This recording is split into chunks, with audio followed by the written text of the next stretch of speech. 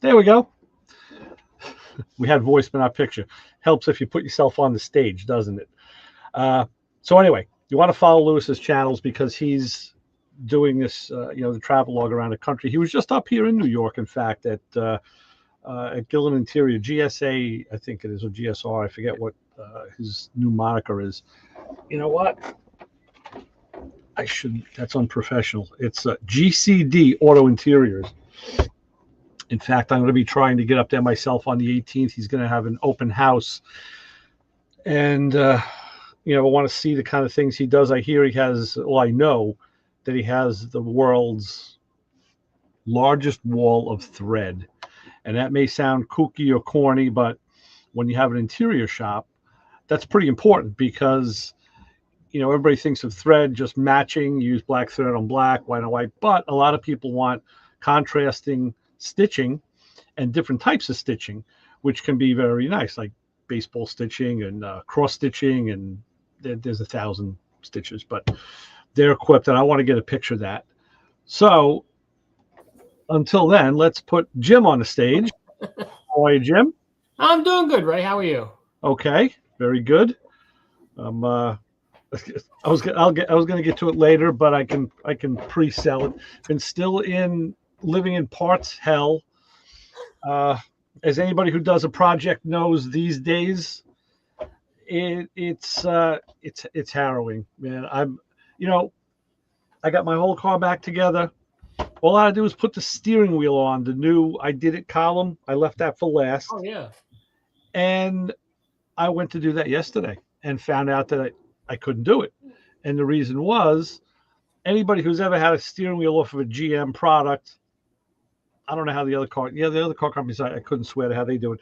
But the ring that houses the copper substrate for the horn button, that's always clocked at like 2 o'clock when you look at it straight on. And there's a little bit of a stub shaft that comes through the mounting plate. It comes through the steering wheel, and through that passes the wire for the horn that actually attaches to the pressure ring. So when you push on it, it grounds and blows the horn. Well, this I Did It column has that located and clocked at like about an 11 o'clock position, somewhere between 10 and 12, they say. So when you go to put the adapter hub on, there's no hole for it to go through. I actually found an adapter hub that had a hole on the left. And I figured, okay, but now it's not going to go through the steering wheel. So I'm thinking, man, I have to drill a hole through the steering wheel. Well, I test fit it, and as I tightened the nut, the horn starts blowing. Uh-oh. And the wire wasn't touching anything. So something under pressure was grounding. So I take it apart, and I said, okay, you know what? Let me call I Did It. And I did that this morning. So I look around their website first. And, it's kind of like being a lawyer. I kind of like to have the answer, or at least a path to the answer, before I get the answer. Now I know if they're giving me the right information or not, because I've gotten wrong information. And what I found was they have, lo and behold, steering wheel adapters.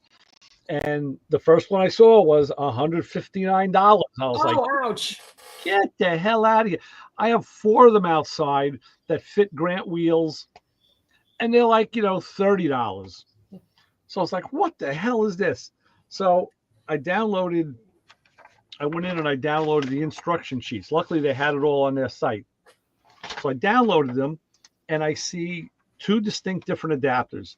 One of them, you need to do what I thought. You have to put the wheel onto the adapter and go through the back and mark a hole and drill a 1/2-inch hole through your steering wheel to make that work. I said, okay, well, that's where I was going yesterday.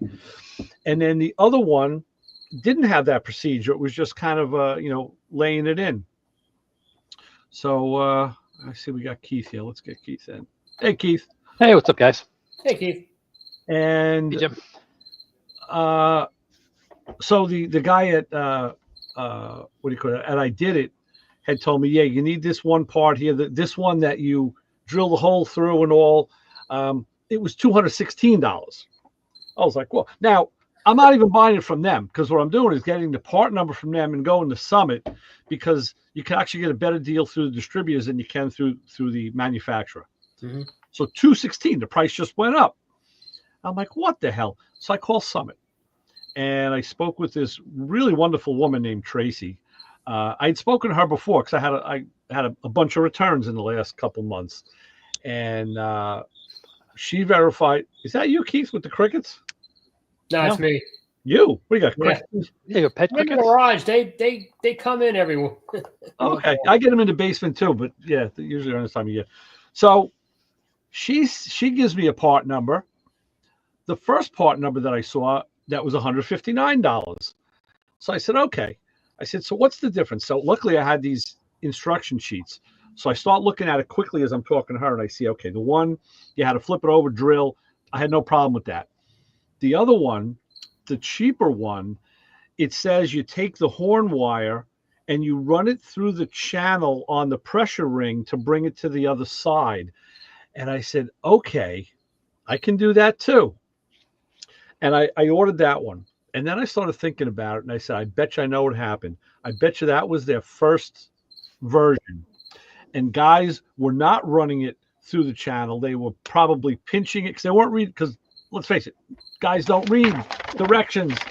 Car guys don't read directions, right? We don't need directions. I'm the only moron. I used to write directions, so I realized that there's good information in there. So I think guys were probably installing it wrong, pinching the wire.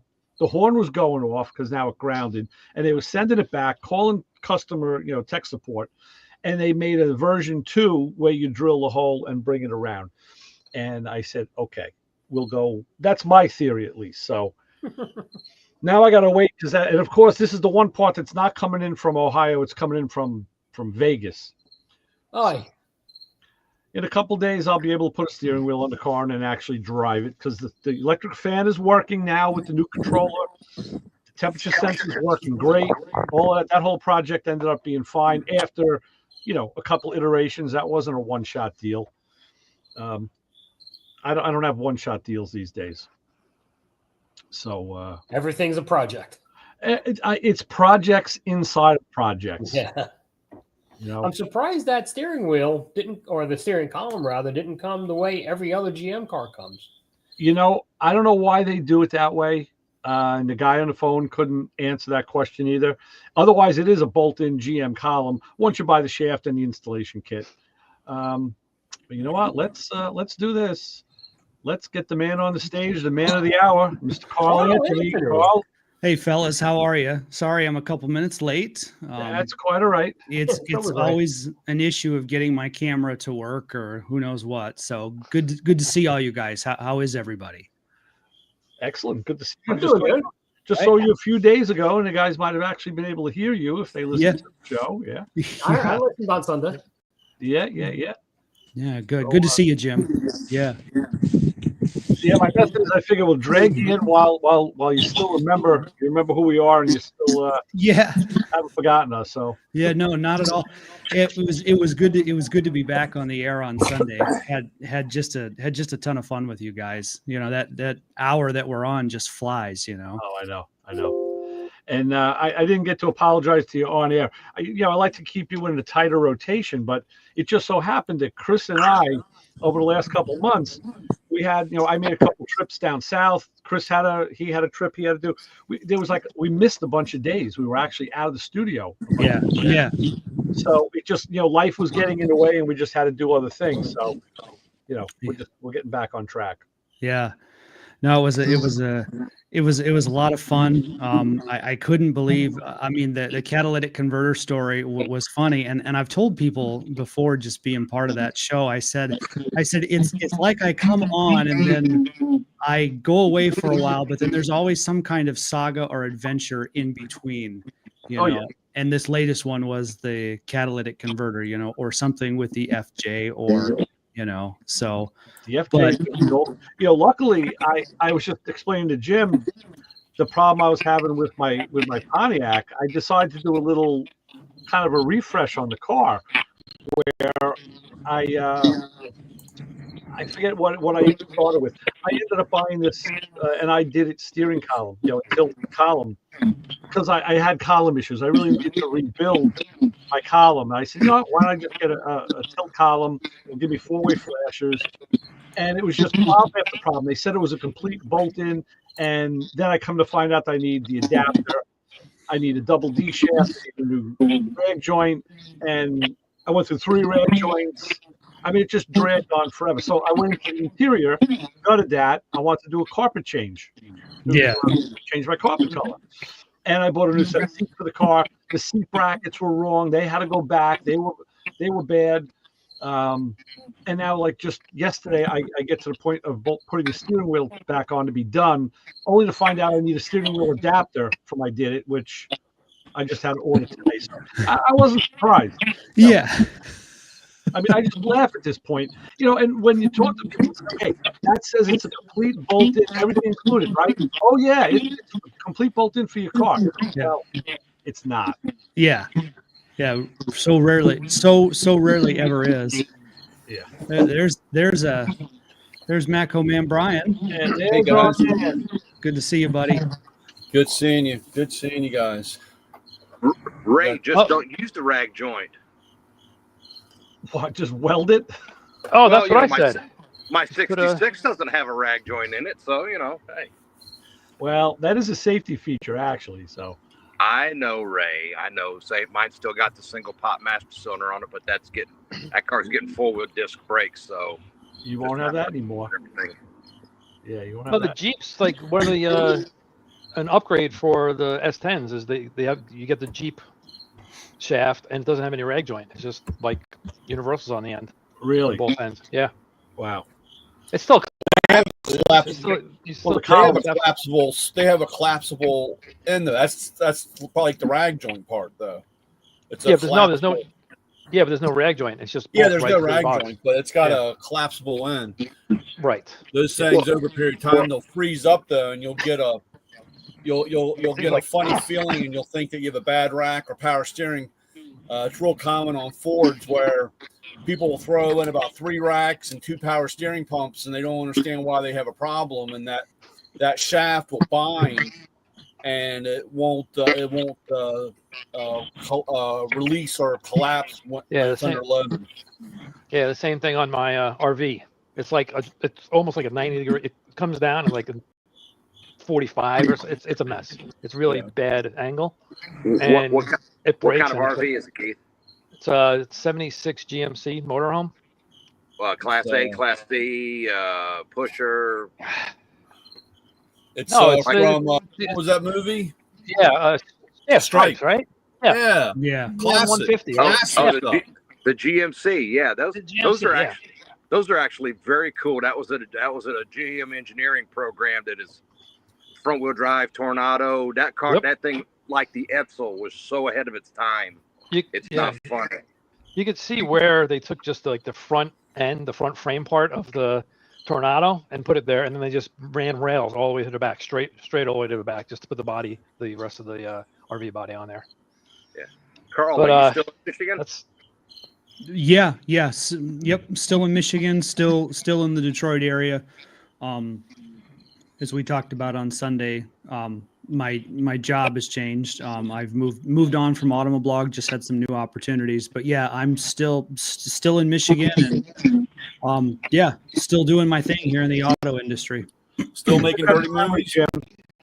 Make sure to commit that to memory, because I know we all think when we take a call, we've known him for so long as Automoblog, and it just rolls off the tongue. Oh yeah, Carl from Motormouth Ray.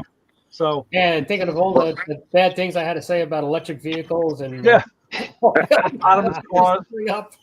Yep. Well, the one question I had for you, Carl, is Tubby's still around? Stubbies. Tubbies.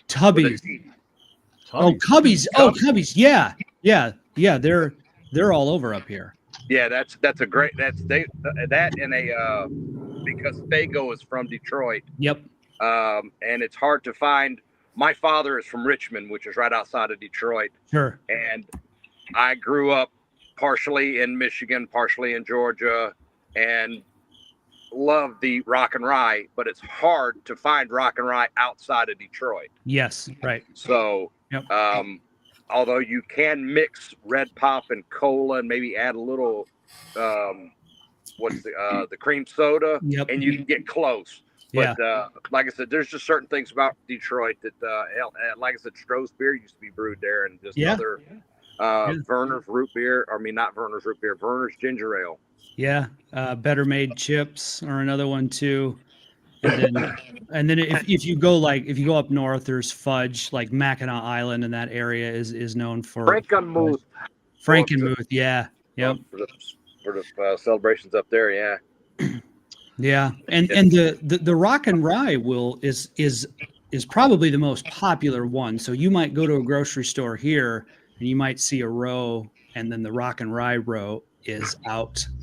So even that, I would say, just is the most popular one here. That's what people tend to like. So you might go to Meijer, or you might go to a grocery store, either in the city or like in the surrounding area.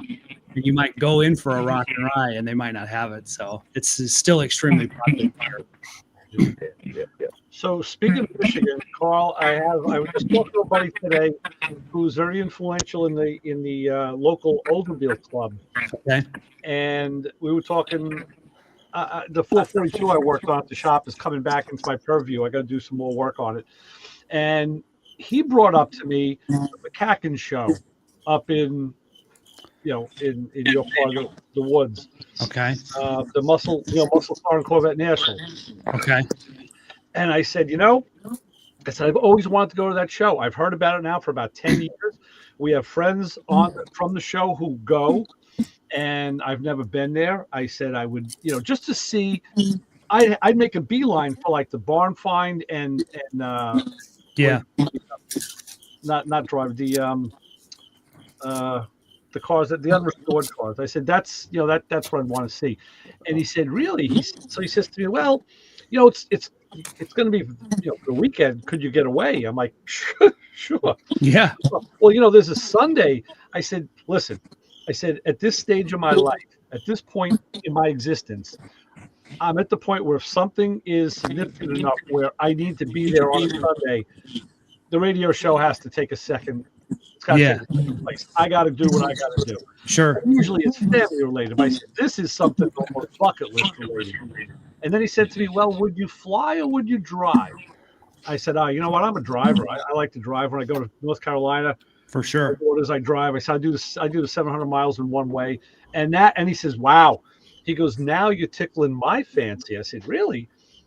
I guess he doesn't like to fly, so he said, "You think we could pull this off?" I said, "Yeah, I think we could." I said, he goes, "Oh, I don't like to drive. Look, he goes, I can only do like 2 or 3 hours.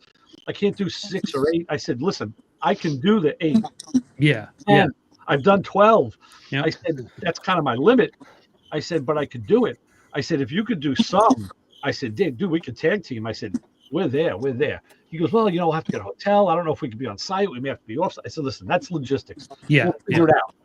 I said, I heard there's a good pizzeria right outside the exhibition hall.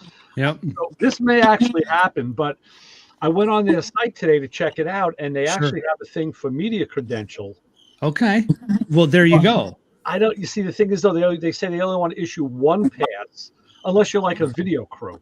Yeah, right. We're not a video crew. And I can't see coming in on a media pass and my buddy, not. Yeah, right. Right. So I got to see if there's going to be a workaround, if I can get, a deal on passes. If not, we'll just have to pay full boat. It's like $80. Sure. Hand him a selfie stick and tell him he's your videographer. Yeah, right. That's my videographer there. Yeah. Right. So this is the only other thing. Anything you want to do car related events, you better do it, because the way these assholes are acting in all these other places, they're not going to have any of them very soon. Yeah. Well, luckily it's inside, so because he said to me, we may see the National Guard. As we pass, I'm going inside, Well, the bottom line is, even though they didn't do anything at the event, it was leading up to the event down there in Tennessee with the Slam event. And they said that 95% of all the people there didn't even have a car there.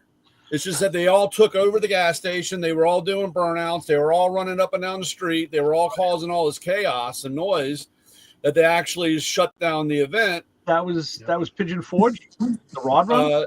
That was the Gatlin thing in Gatlinburg, Tennessee. Yeah, and the Rod Run. It's kind of it's at the. They did that to H2O Fest in Ocean City. They've done all that where they've wiped out all these communities where nobody wants the car guys. And we've had the same problem with our Sunday event for the last, however, 35 years or 40 years that we've met on Sunday morning. The night before, a bunch of bozos tore the parking lot up, and now they don't want us. Again, I'm thinking, those events that you mentioned are all outside events. This is an indoor event, so hopefully it won't. It won't play that way. And this is the 23rd or 22nd and 23rd of November. Yeah, correct. Yeah, I got that website up. Yeah. Brian, back in the day, squirrels used to get taken care of. Right. When they would start that nonsense. But the problem is the squirrel. Nobody put enough Epsom salt or whatever down on the squirrels because now they're all overpopulated. Well, they regenerated new squirrels. They got new, a whole nother generation. And Jim, I gotta say, when your crickets kick in, man, they come out of my speakers like round sound. Hey, I can't believe my microphone picked them up so much. Unbelievable. That's phenomenal. Thank God it's your crickets and not my crickets. Yeah. I was wondering where they were coming from. Right. This looks like a cool show, Ray. I like, and here's the thing, you do say you're like, okay, I miss a Sunday on the air to go to this show, but the next Sunday that you're back, you've got a ton of really great stuff to talk about too. And Carl, it's a road trip story too. Yes, which are the best. Yep. I love the road trip. I do. Yeah. Particularly when you bring a car home in pieces. You know what? I touched base with my buddy on that because I asked him. I said, "Hey, whatever happened with the guy out in Indiana? Did you go without me? Because he goes to the Kentucky Derby as well, and he was thinking about going to the Derby, jumping up there, and then doing a reverse trip. And I never heard." And he said, no. He goes, "No, I never did it." He goes, "He's still got the parts. They're still waiting for me." He says, "I talk to him all the time. He asks about you, asks how you're doing." Yeah. Because at this point, I'm thinking about maybe should I just do a U-ship? Or he goes, "Well, we're gonna do a fly and drive, get a Tahoe, and we'll just drive it back." I said, "Well, let me know." Yeah. So that's still open. The book isn't closed on that. Right. Now he found that car is a 59 Chevy Brookwood two-door wagon. So he didn't want to keep the X chassis. So it was a very well-known company that makes chassis that are very expensive. I forget who it was, but he found another guy in Tennessee now who I think worked at Jake's or Fat Man's or one of the big companies, opened his own company and is making chassis, and he can save about at least $10,000 off the price of what the other guys. So he goes, "Listen, we maybe have a road trip to Tennessee, to bring this chassis back." I'm like, right. All right, well, yeah, keep me posted. Yeah. Sounds almost like Scott's Hot Rods. It may be. That sounds familiar. Yeah, that's what he was. He worked out in SoCal for one of the shops out there, and then moved to Tennessee. And makes sense. Doing does a lot of chassis work and stuff. That sounds familiar. So, yeah, as long as there's a road trip in there, I'm happy. Yeah. You could, Ray, you could apply for a media credential, tell them about the show, and maybe one of the organizers ends up calling in and doing a call-in one day. I did. Call-in one Sunday. I did fill out the form online today, and I sent them stuff and gave my information, phone number, and everything. So we'll see. If they get back to me, I'll see. Yeah, I love the photos on the site. Like this would be a great way to spend a weekend. The cool thing is, if you look at like vehicle registration, it says like register your vehicle or bicycle. So I guess they have like a classic bike, like the Schwinn crates and whatever. They must have a whole bicycle thing. Oh, interesting. Okay. Ray, don't tell me you're going to try to pedal your shovel. No, no, not. No. So, like I said, I have friends that have been at the show for a couple of years, and even Marty Shore has been there for many, many years. And a lot of guys, I missed out on a lot of good things, but Kevin McKay, and a big Corvette guy around here that I know, I'm friends with him. He's actually one of the authors there. They have him listed as an author under the book, for book signing stuff. Right. Jim McGee, another author. There's a lot of cool authors if you look under that section. Yeah. I'm on the displays. So they've got, for this year for a display, they got Mopar 426 Hemi B body.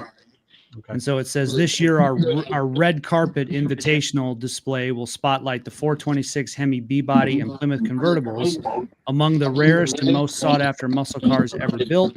You'll see prime examples of 1966 through 1970 RTs, Roadrunners, GTXs, satellites, and more. So and then they've got, here you mentioned Oldsmobile. So there's a class of 1970 Oldsmobile display.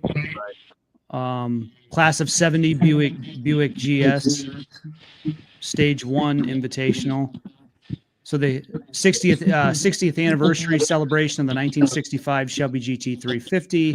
Hosted by Colin Comer. He's a motor books writer, isn't he? I think. Yeah. Where's that show at? Rosemont, Illinois. Yeah, Rosemont, Illinois. Yeah. Yeah. What's the name of that? What's the name of the event? The venue, Carl. They have it listed on their page here. Yeah. It is. Let me scroll down. Rosemont, Illinois. The Donald E. Stevens Convention Center. Right, Stevens. Yeah. 5555 North River Road, Rosemont, Illinois. Right. So now with all the stuff in the news and all, my wife is saying to me, "Is that really where you want to go?" Like with everything going on. I'm like, yeah, it's a car show. Come on, car guys. I'm like, yeah. I would go. This looks awesome.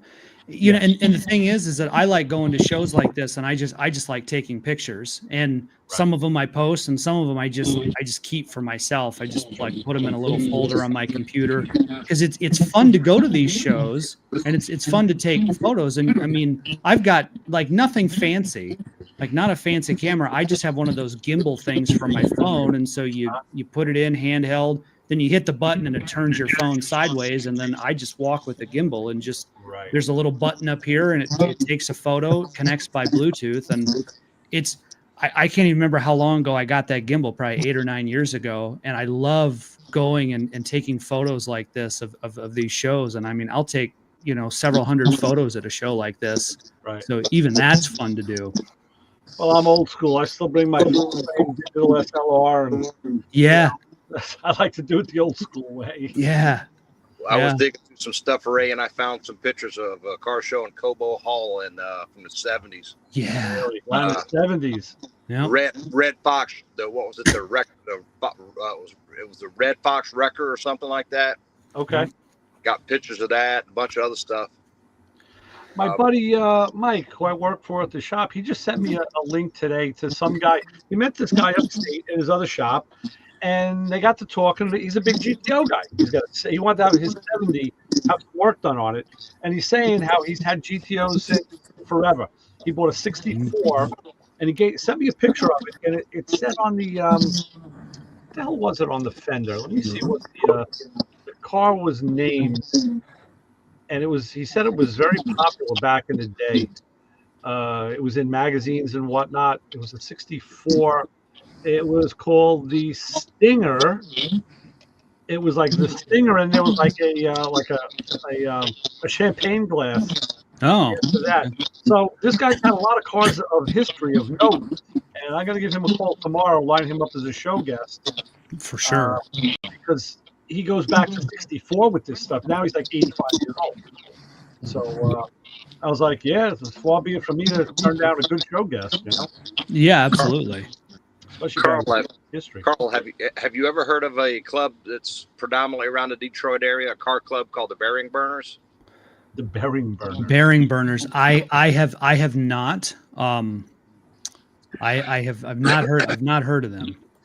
My dad was in that club back in the late 50s, early 60s, and so was Connie Coletta at the same time. Oh wow. Okay. Okay. He was notorious for taking his fuel car out on Gratiot or 8 Mile Road and running his fuel car down the road and then in Mount Clemens and turning up and hiding it in the glass shop as the cops went by looking for what the hell was all that racket. Yeah. Yeah. You know, there's a good friend of mine, Billy Lynch, Top Fuel dragster driver, owner, and back in the 60s when he was driving, 50s, 60s, I think in the 70s he had already become a team of an owner. He was the owner and sponsor.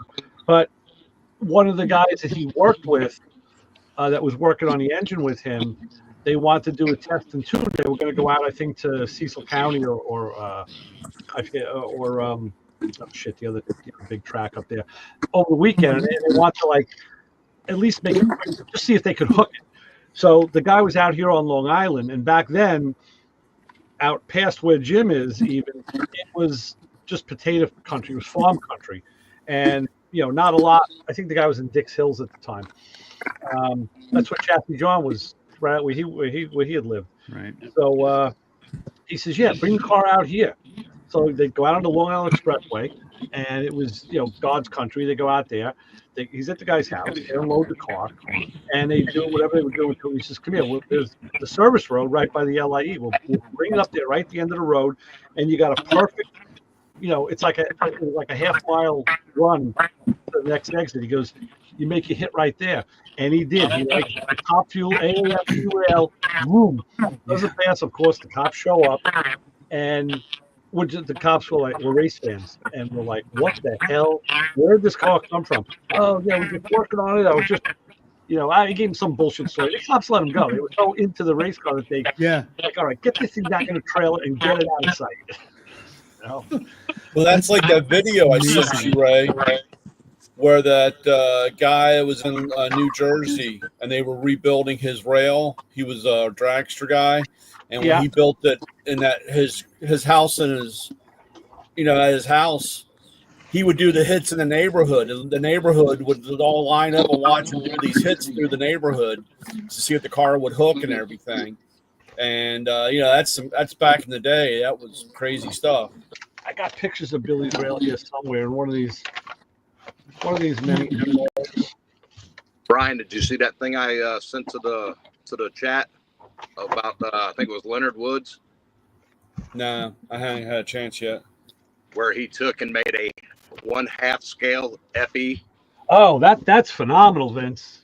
Oh yeah. And he's also got one. He's doing a like a Boss 429 in 1/2 scale. Yeah. And the damn thing runs. That what? When he was revving that thing, you could hear it. It was like wow, wow, wow. It was sharp and like. And then the guy asked him, "You ever dyno this thing?" He's like, "No, man, I never dynoed it." But he said he did run it up once, and the valves flowed about $5,000, and he blew a motor. He blew one of them up. He said. Yeah, he said it was working on it, and he had a pair of vice grips on the carburetor, and the vice grips fell off, and when it did, it pinned the throttle, and it blew the motor. It blew it up. It all started. They built like a scale model of a 427 FE, and it's at the Henry Ford Museum. And really? Okay. And one of the guys was saying, "Well, does it run?" And he goes, "Well, no. The carburetor looks like a dummy carb." Yeah, and then well, that started. I think it was Leonard Woods thinking, "Can I make a 1/2 scale carburetor?" And then he said he made 9 of them just to see if they could do it. So he's, again, phenomenal. They look like, it looks like what it is, a 1/2 scale FE. It's crazy. Right. Yeah, those guys are incredible. Are any of you guys familiar with Pete Millar? There's a name from the past. Pete Millar was a cartoonist. Okay. And an illustrator, and he did drag cartoon magazine. So he had passed, but his daughter is now dealing with his stuff. And Pete Millar actually had Billy Lynch's rail on the cover of Drag Cartoon magazine. I was able to buy this print. That's the rail. Yeah. And it's even authenticated with a seal, and his signature. But yeah, that was Billy's Top Fuel rail. So this guy was a cartoonist, Ray? Well, not Billy. Pete Millar was. Pete Millar was. I do remember that name. That name sounds familiar. He's well, like I said, this cover was July '64, so he was doing this stuff a long time ago. Okay. He's old school. But Billy was his car was that influential and that strong on the circuit that he got on the cover of Drag Cartoon Magazine, which you can't be a slouch. Yeah. Billy's Billy. Once I got to meet him and know him, he says, "Yeah, you're really young for seeing my early career. You would have never seen me race. You were too young, unless you were there and you didn't know it." He said, "You would know me because after he gave up the driving shoe, he became a team owner, and he had Al Segrini driving for him, and Billy's car was in the lane, and I did see this race.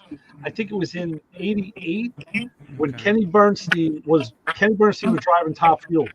He switched over for a season or two, went from funny car to Top Fuel. When Kenny Bernstein broke 300 miles an hour, that was right. He broke that mark. It was Billy's car in the loopy lane because Al Segrini lost. Bernstein just smoked him at 300. I think it was 301 or something, or 300.01. I don't know. He broke. Didn't he? That's incredible. Segrini, he ran a Brute sponsored funny car, if I'm not mistaken. He may have run a funny car, yeah.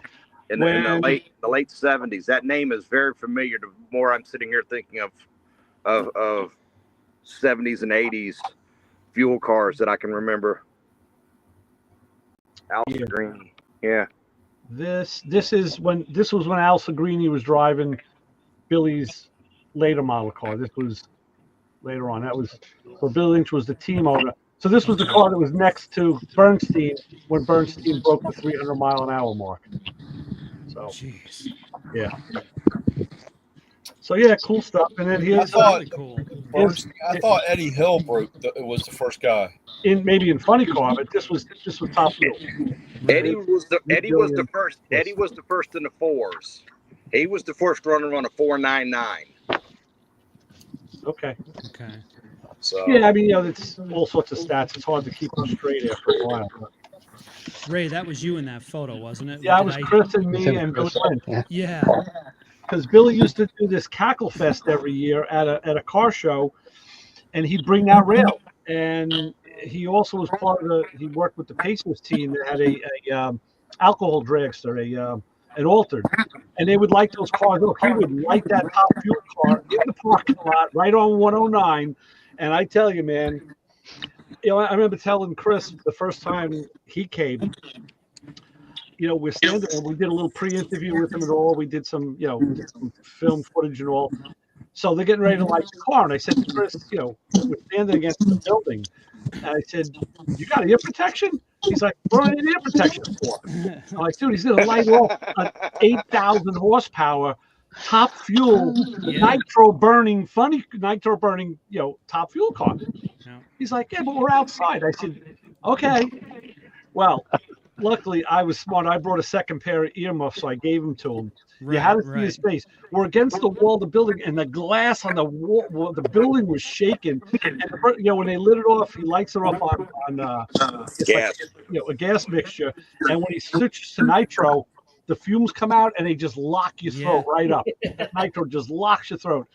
And Chris was like, why? I'm like, I'm sitting there breathing in. He's like, Yeah, it's so funny. They start them on like cheap gas, like 87 just cheap gas. They said, believe it or not, they start better on the cheap gas. Yeah, and then they'll switch it to alcohol, and then it sounds nasty.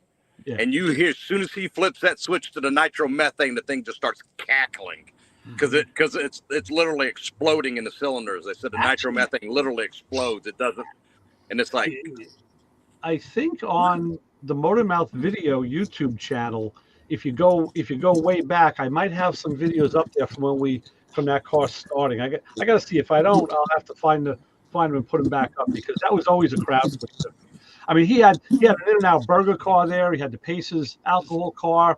He had another Blue Magic, I think it was. He found, because he was still hooked up with all the old drivers, and they would bring the cars out. But his car was always the star. When he lit that thing, it was tight. And he showed me something. He had a little problem one year, and he pulled the valve cover. He thought he had a valve issue. And I'm looking, and I said, wow, I was expecting to see his real exotic valve train on the Hemi. He used 392 Hemis exclusively, because back in the 60s, that's all there was. And then they would bore him out and, do all sorts of crazy stuff to him. I'm like, Billy, what is this? Just like an exhibition motor? What's with the valve train? He goes, no, that was a trick. He goes, we always ran regular rocker arms because we figured if something was going to break, we want the rocker arm to break, not the rest of the valve train. So they became like sacrificial parts. Right. I was like, wow, I guess you break it, you learn, Sure. Would you rather break a rocker arm or drop a valve? Exactly. That's when I had the 289 that I had in my Mustang back in the day. That was when we put that together, the guy said the weak link is going to be the rocker arm. Yeah. He said, because you're going to be spinning this thing at 10,000. He goes, you want the rocker arms, and then the rest of the motor. I can't tell you how many times in the middle of the night I was popping a valve cover off, putting a rocker arm. I had a whole box of rocker arms in the car. That's like I used to keep my clutch linkage rods in my console. Every time I used to have this a Hemi clutch, a 3-finger Borgenbeck clutch with roller assist, double springs. It was 50 pounds at the pedal. It was a 3,000-pound clutch. I had no business. I still have it. If anybody wants the pressure plate, it's got very little miles on it, but it's got a lot of broken parts behind it.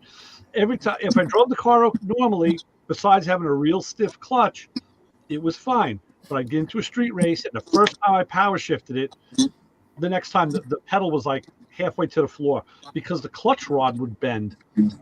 And I kept them pre-adjusted in the console. I'd roll under the car, pull the fork, rip the rod out, put a new one in, get back in and take off again. I had it down to a science. The back horse back then, I had like a clutch, a 12-inch clutch out of a F750 truck. Oh, wow. And that was the clutch I had behind the 289. And the same thing. Yeah. Same thing. Yeah, I bought a same thing. At one point, I went for like a heavy-duty big block Blazer clutch, 12-inch clutch.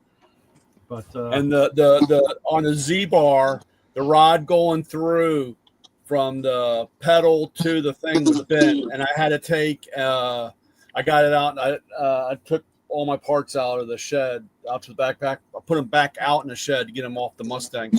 But I used what's the stuff you put in the concrete? Molly, rebar. Yeah. Yep. A buddy of mine had this huge ass Lincoln Buzzbox welder. Uh-huh. And we cranked that pig all the way up and got that rod and just melted it right into the factory rod. Wow. And that kept me from bending that rod. Yeah. It's crazy. I broke a lot of shit. I did too. And I was telling someone, we were talking about setting up a car. And he said, well, how's your car set up? I said, you know what? I went the opposite direction. I went with a diaphragm clutch now. I said, but the thing I did to make sure everything was right is not only did I index the transmission input shaft into the bell housing so it was dead center. The 5-speeds are critical because the Tremix blow up if you don't. I said, but I have a book here that's how to set up clutch and transmissions, and I took a hard look at the Z-bar, and the ears, the upper and the lower ear, there's actually prescribed angles for that arm to be at rest, and then under tension. So I checked mine, and of course it wasn't in the spec they called for. So what I did is I engineered it so it was, and now my clutch is like you'd almost think it was a hydraulic clutch. It feels so easy and so, but yet it doesn't. It doesn't slip. It just locks up. There's a lot to be said for doing it the right way. Let me just put it that way. Yeah. If you learn to do it the right way. But again, like we talked about earlier, I was talking with Jim, guys don't read. So, you can't learn how to do something right if you don't read or someone doesn't show you. So, Ray, we talked about this on Sunday. I was sharing this story. So this was a week ago tomorrow. So we had an event downtown at the Huntington place, which is formerly Como Hall. So that's where I've been all this week. But I was part of the battery show this week, which is just exactly what it sounds like. Huge exhibition for electric vehicle batteries and battery testing and validation and all that. But last Friday, we were waiting to set up our display, and it's a lot of hurry up and wait when you're doing stuff like that, because you literally have hundreds of exhibitors across the exhibit hall. Everybody's got their booth space, and everything's in crates and boxed, and so you've got logistics people running around with clipboards, you got forklifts moving, and so it's one of those situations where our crate that we needed with all of our battery test cells in it was sitting behind, another exhibitor stuff. So we were just waiting for people to sign off and move our stuff. And so the forklift operator was there, and he was a guy probably in his late 60s or so, retired from GM. As many people are in Detroit, because they've all done a stint at Chrysler, GM, Ford, or wherever else, and so he does this, just part time to make some extra money. So we're just chatting it up, because we got probably a half hour before some official comes along with a clipboard and says, "Yep, you're okay to move that crate and take that to this booth, and then give these guys that one." So. Naturally, as you do in downtown Detroit, you start talking about cars, and so he starts talking about like how they used to reinforce sheet metal on the line, like at GM when he used to build cars. He's like, surprisingly, he's like, sheet metal in cars, he's like, it's pretty flimsy. He's like, or at least it was back then. He's like, so he's telling about all the reinforcements that they used to do to basically give the sheet metal structural integrity. And he kind of got on that topic because as people were coming by, like as the forklifts were coming by with other like crates and stuff, he was like, I don't know how far they shipped that from whatever city. He's like, but that crate doesn't look very sturdy, And so he was like, there's ways you can reinforce a crate for shipping, even if the wood isn't super thick. And so then he gets on the topic of doing it with sheet metals and cars. And then he's telling me that he bought a retirement car, which is a 2018 Dodge Challenger, and he's like, I can't touch it at all. He's like, I can't work on it at all. He's like, I love the car. He's like, I love driving it, and it was a gift to myself when I retired. He goes, I can lift it up in my garage. He's like, I can change tires. He's like, I can do minor maintenance. He's like, oil changes and stuff. He's like, but I can't get in. He's like, and change the horsepower and the torque. So he goes back, and he talks about some of the early 70s Mopar cars that he had, and just how him and his buddies, just here in Detroit in a garage down an alley, which are very common stories, would just pop the hood, do whatever they wanted to do, change the torque output, change horsepower output, and then shut the hood and then out to Telegraph Road or out to Woodward Avenue, and they would drag race, or they would go up and down and cruise Woodward Avenue, and so I probably talked to him for about a half hour, and I didn't say but like 4 or 5 words, because he was just a wealth of knowledge, story after story of him and his buddies doing this for years. And then he's like, yeah, he goes, in at some point, he's like, everything kind of got modernized. He's like, and then you couldn't do that anymore. He goes, and then he's like, then muscle cars went away. He's like, and then everything went to front drive, He's like, and I was working at GM. He's like, when that happened, he's like, when GM made the switch to do mostly front drive cars. But anyway, I just say all that to say, those stories are out there, and there used to be a time where I think it was much more the norm, where guys would work on cars and would spend a Thursday night, or whatever, doing that, and then get ready to run them on the weekend all over here in Michigan, up and down the roads. Yeah, that's, I thought it was a much longer conversation by the way you explained it. It sounded like, he had you there for quite a while. But, yeah, it's interesting to talk to guys like that, Oh, yeah. They they're not they don't realize that they're doing it, and because I go to a lot of venues like this, or just because I'm in situations where where you tend to meet guys like this. There's a lot of semi-retired guys that you'll run into doing jobs like this, and they drop all kinds of nuggets. So they drop all kinds of like history, where they're like, yeah, we used to go up on Telegraph Road, we used to sit there. He's like, and then he's like, we used to have a lookout and we could see, and then on this section we would go, and then we would race. And he's like, you can't do that anymore. He's like, because they changed the road, and then that shopping plaza is there or whatever. So now you can't do that. So those guys are really fun to like listen to, and I think really fun to talk to. Every metropolitan area, we had one here, Connecting Highways. There's a few out here in New York that were very popular back in the day.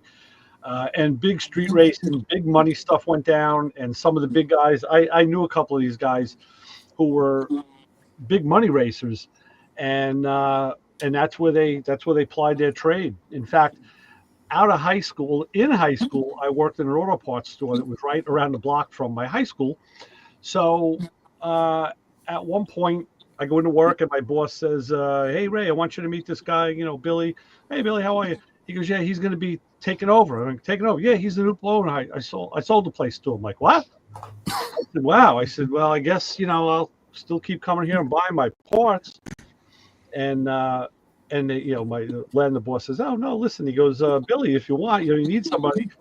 So he kept me on, because he goes, "All right, you already know the ropes." He goes, "Yeah, we'll keep you on. You know the place, and we'll decide." So he was another, like, a fast talking, big Pontiac guy out of Maspeth, Queens, which was another big hot street racing venue.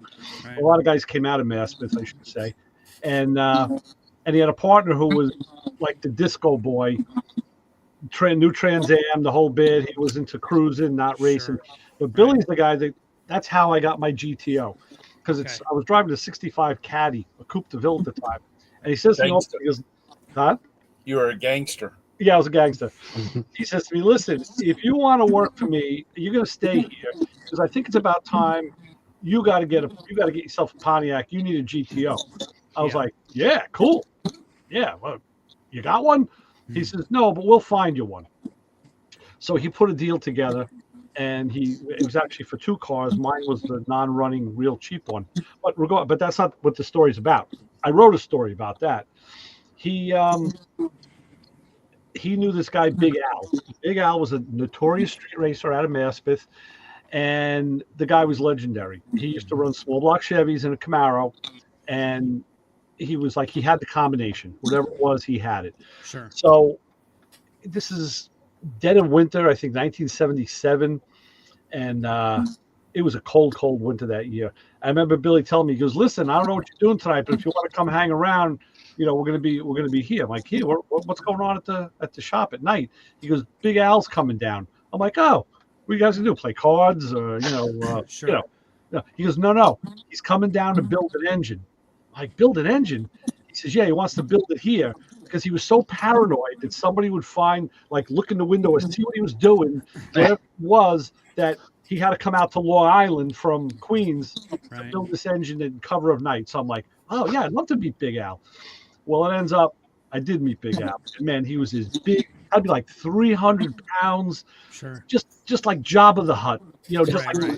Big blob with the biggest flannel shirt I ever saw, the biggest red and black flannel shirt, greasy hair hanging down over his face, scruggly mustache, Budweiser in one hand. He was smoking. Now, there's this block, and it was I don't know how big it was. He wasn't giving me any secrets, but he's sitting there, he's fitting the rings and the pistons in this block, and as he's the ash is just falling off a cigarette in the engine.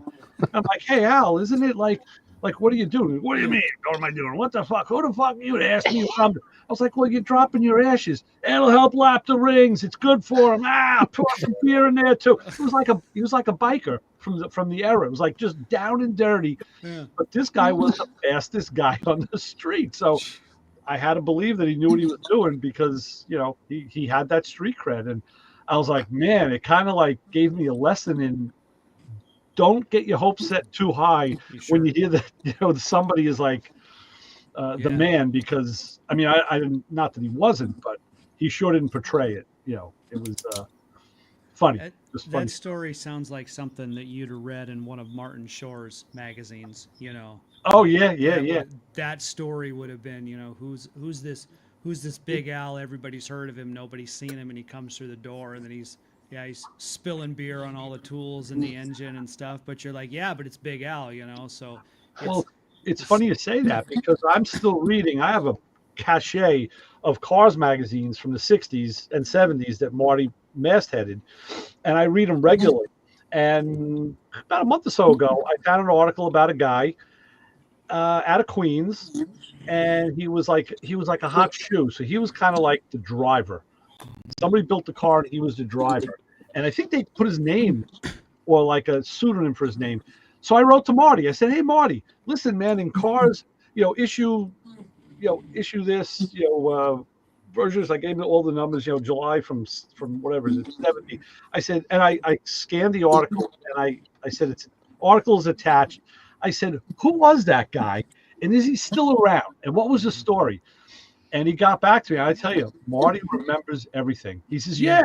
He goes, yeah, he was a guy out of Long Island. He was like, kind of like he was like a hidden property. Nobody in Queens knew him because he was out on Long Island, and he was a hot shoe, and they brought him in, because nobody would know who he was. Right. And he said, yeah, I think, he ended up, he had a couple shops. He, I haven't had contact with that guy in many years, but Marty remembered the facts. And he says to me, Ray, he goes, thanks for doing that. He goes, keep that up, because you're really keeping me sharp, remembering this stuff from 50 and 60 years ago.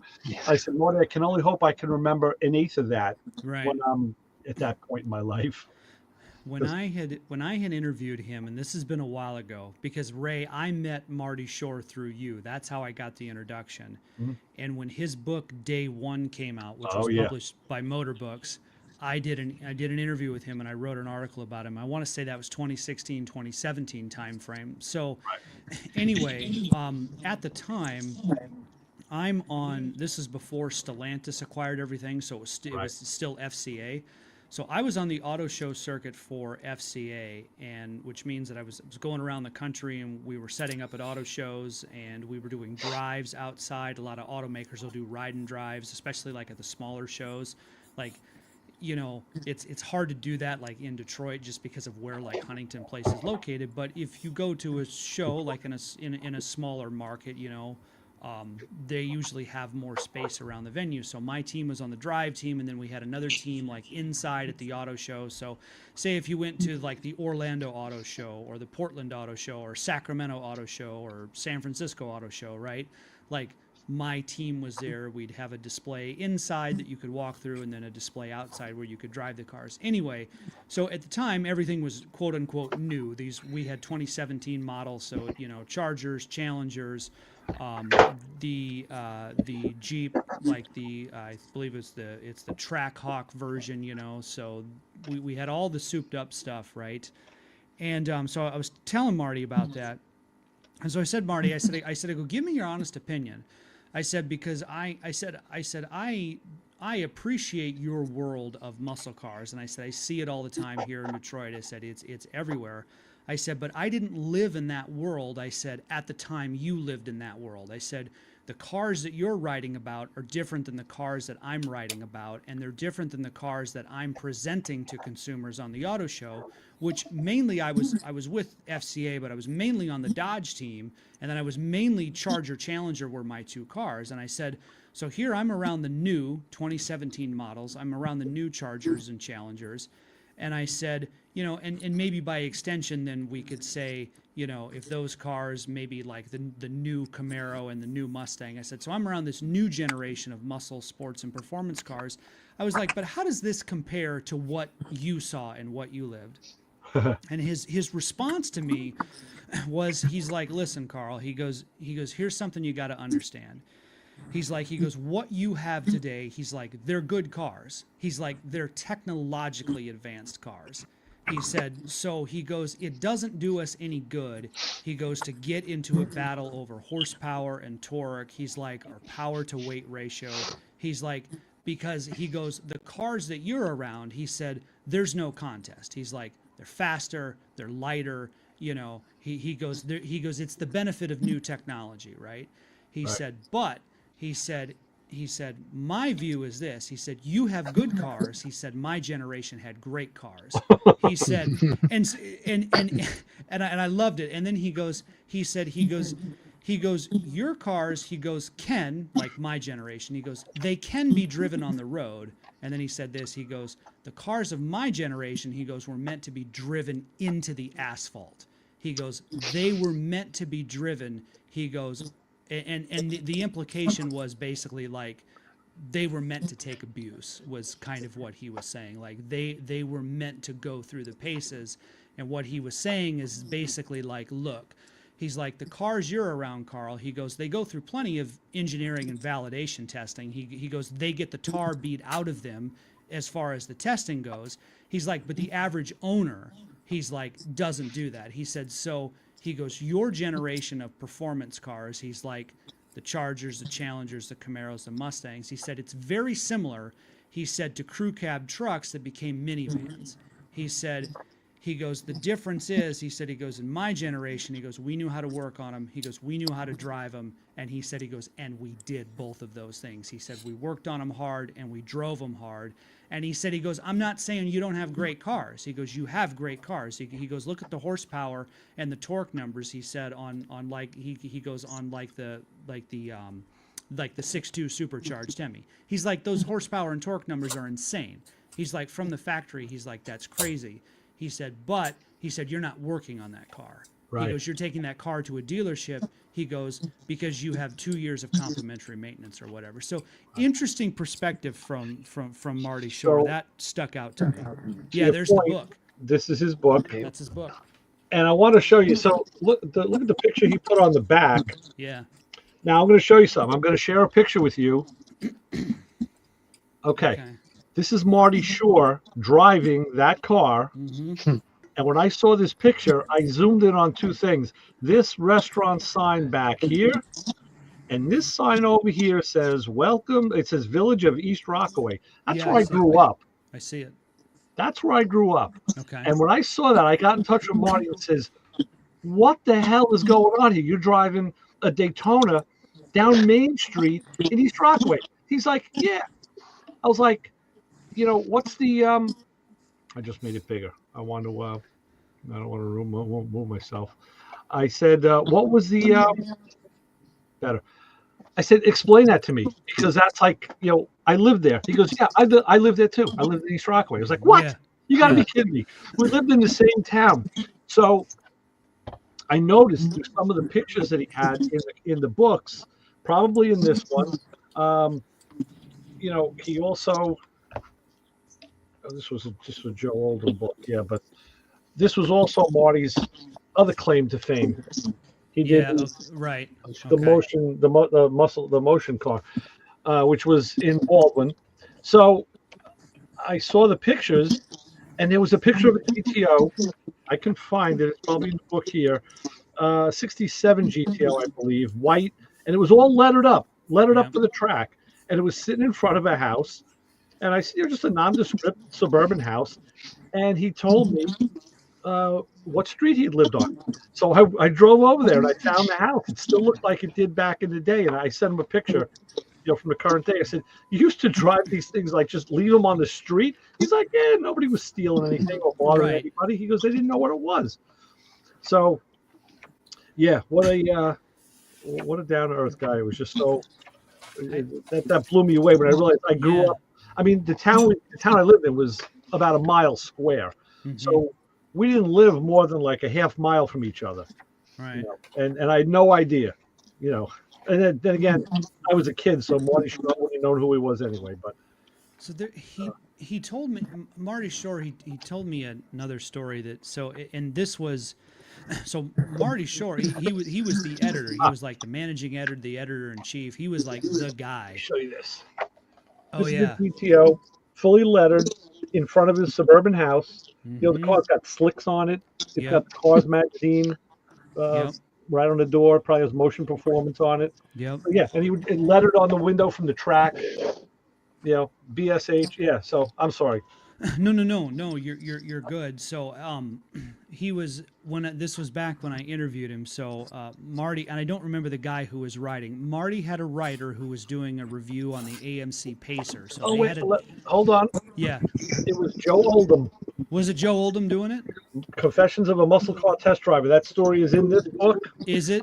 Is this the AMC Pacer story? Yeah. Joe also did this one, the American Muscle Car. No, it wasn't a Pacer. It was a Javelin. Javelin. That's okay. And go on, finish the story, because I'll tell you if it differs. I think Joe Oldham passed away. Like he did. Okay. He did. So, and now his son Scott is an auto journalist.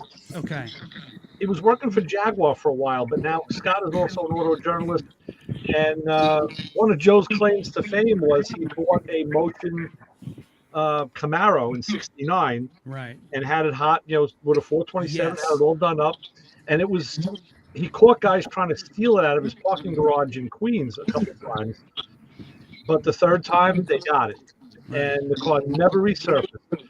So later on in years, Scott, his son Scott, and I don't know if it was somebody else involved, they found the car and built a recreation of it for him. Nice. And he actually had it at the muscle car, the McCacken show back probably in like 2014 or 15. Sure. Well, it might have been a Javelin. I don't know why I'm thinking Pacer, but anyway, whatever car they were reviewing. I want to say like a tire fell off or something. Pieces were falling off the car as Joe drove it. Yeah, and so it's a press vehicle. It's a loaner, and it's called the day I got banned for life. Yes, it was that Javelin right there. That's it. And wasn't there something that it ended up getting back? And the PR rep, yeah, there we go. Yeah, the tire flew, yeah. And so the PR rep, I don't know how the PR rep found out, or I don't know if Marty contacted them and was like, hey, this thing's a lemon, and, we're going to run this story. There was a clash with the PR rep or with the manufacturer. And so they basically were like, don't print those photos and don't print that article, which I mean, it's like, you gave us the car. I mean, now like we can, so I agree with Marty as an editor, like, no, we're going to run this. You gave us the car. And I think somehow, I don't know if this is in there. It might be in the story, and Marty Shore told me that he heard him out. He heard the PR rep out. Like, he's like, I heard him out on the phone. He's like, he made his case. And I just respectfully kept telling him, no, like, I'm sorry. You gave us the press vehicle, like you gave us, like we are going to run this story, and our readers would have a right to know this stuff. And Marty was like, the PR person or whoever was at the manufacturer kept getting more and more heated. And finally, Marty Short was like, look, here's the answer. The answer is not us pulling the story. The answer is you building a better car. Thanks, Jim. I got a cricket in my basement now.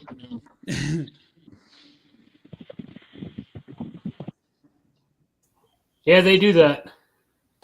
I can hear him. So, Carl, to that point, I remember Joe. Now, that story was told to us live on the radio by Joe Oldham himself. Okay. Am I remembering that right? Yes, very correct. And I have it.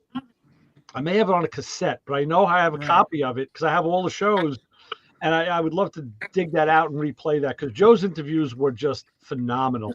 Right. And Joe had said he was getting called from this guy, and not that he wasn't going to take the call, it just wasn't the right time, or he didn't have the time. So he put the guy off for a couple of phone calls, and when the guy finally got Joe on the phone, he lit into him. Right. And Joe, being a New Yorker and a journalist under Marty, with the carte blanche of. Joe told me, he said he used to bring articles into Marty and say, here's a review on, because we had Englishtown Raceway right in New Jersey. You always go there to drag strip or National Speedway. Everything got drag strip tested and all sorts of stuff. So he said, this one isn't, they're not going to like this one, just a generic article. And Marty would say to him, Joe, he says, is this to the best of your ability and knowledge? Is this the truth? Is everything in here backed up? Can you substantiate it? Is it exactly what happened? And Joe would say, absolutely, Marty, it's exactly how it is. He goes, well, then we're running it. He goes, I don't care what it says. He goes, they're going to have to live with it. He goes, because you're doing the right thing. And that was the way Marty was. It was like, if you're doing good, we're going to say you do good. If you're putting out crap, we're calling it crap. Right. And when the guy from AMC got a hold of Joe, he dressed him up and down, and Joe just listened to him. Yep. And then he came back with his defense and went down the laundry list of all the things, pieces that fell off, things that rattled, the wheel fell off on him. He's like, listen, we tried every which way to make this car right. He goes, but we're taking other cars out of the pool, and they're not doing this. He goes, so he said, you got to build a better car. He goes, and he goes, my editor gave me the go-to. He goes, we're running an article. I think the guy finally had to acquiesce. I don't know if he ever apologized. I don't remember. Right. But yeah, that's the way they did business. It was like, no bullshit. And then Marty, I can remember Marty was saying, he goes, it was advantageous for us to run the story because high performance cars was not advertiser supported. Yes, there were some ads in there, but it wasn't primarily advertiser supported. It was newsstand and subscription reported. So they were not under the same pressures as like the California automotive publications would have been, where it's like, okay, like we're going to write a review of a car, but then you flip over 4 or 5 pages and then that manufacturer has a full page ad, right? So Marty was like, we were not bound. He said we were not bound by advertising constraints because the majority of our revenue didn't come from that. There's another one that he was famous for, and it was a Hemi Cuda. Right. And Joe recounted the story and said, man, I ruffled a lot of fins over that article, because he came out early saying, even in the 60s, is saying the Hemi cars are hellions on the track, but they suck on the street. They're not good street engines. You really can't tune them right, or you can't keep them in tune. He said a good running 383 or 440 will whip a Hemi on the street. Right. Because it just stays in tune better. And he, guys didn't want to hear that back then. They don't want to hear it today, Right. So, very, very good. In fact, now what I've been doing is going through these magazines, and I started doing this with all my magazines, where I've just been cutting out the articles I want to save, and I put them in file folders in file cabinets. It's a lot. Sure. It's condensed. But I've been sending Brian all of the stuff I find on the Mustangs and, because there's a ton of Mustang stuff. I'm building another pile for Brian over here somewhere.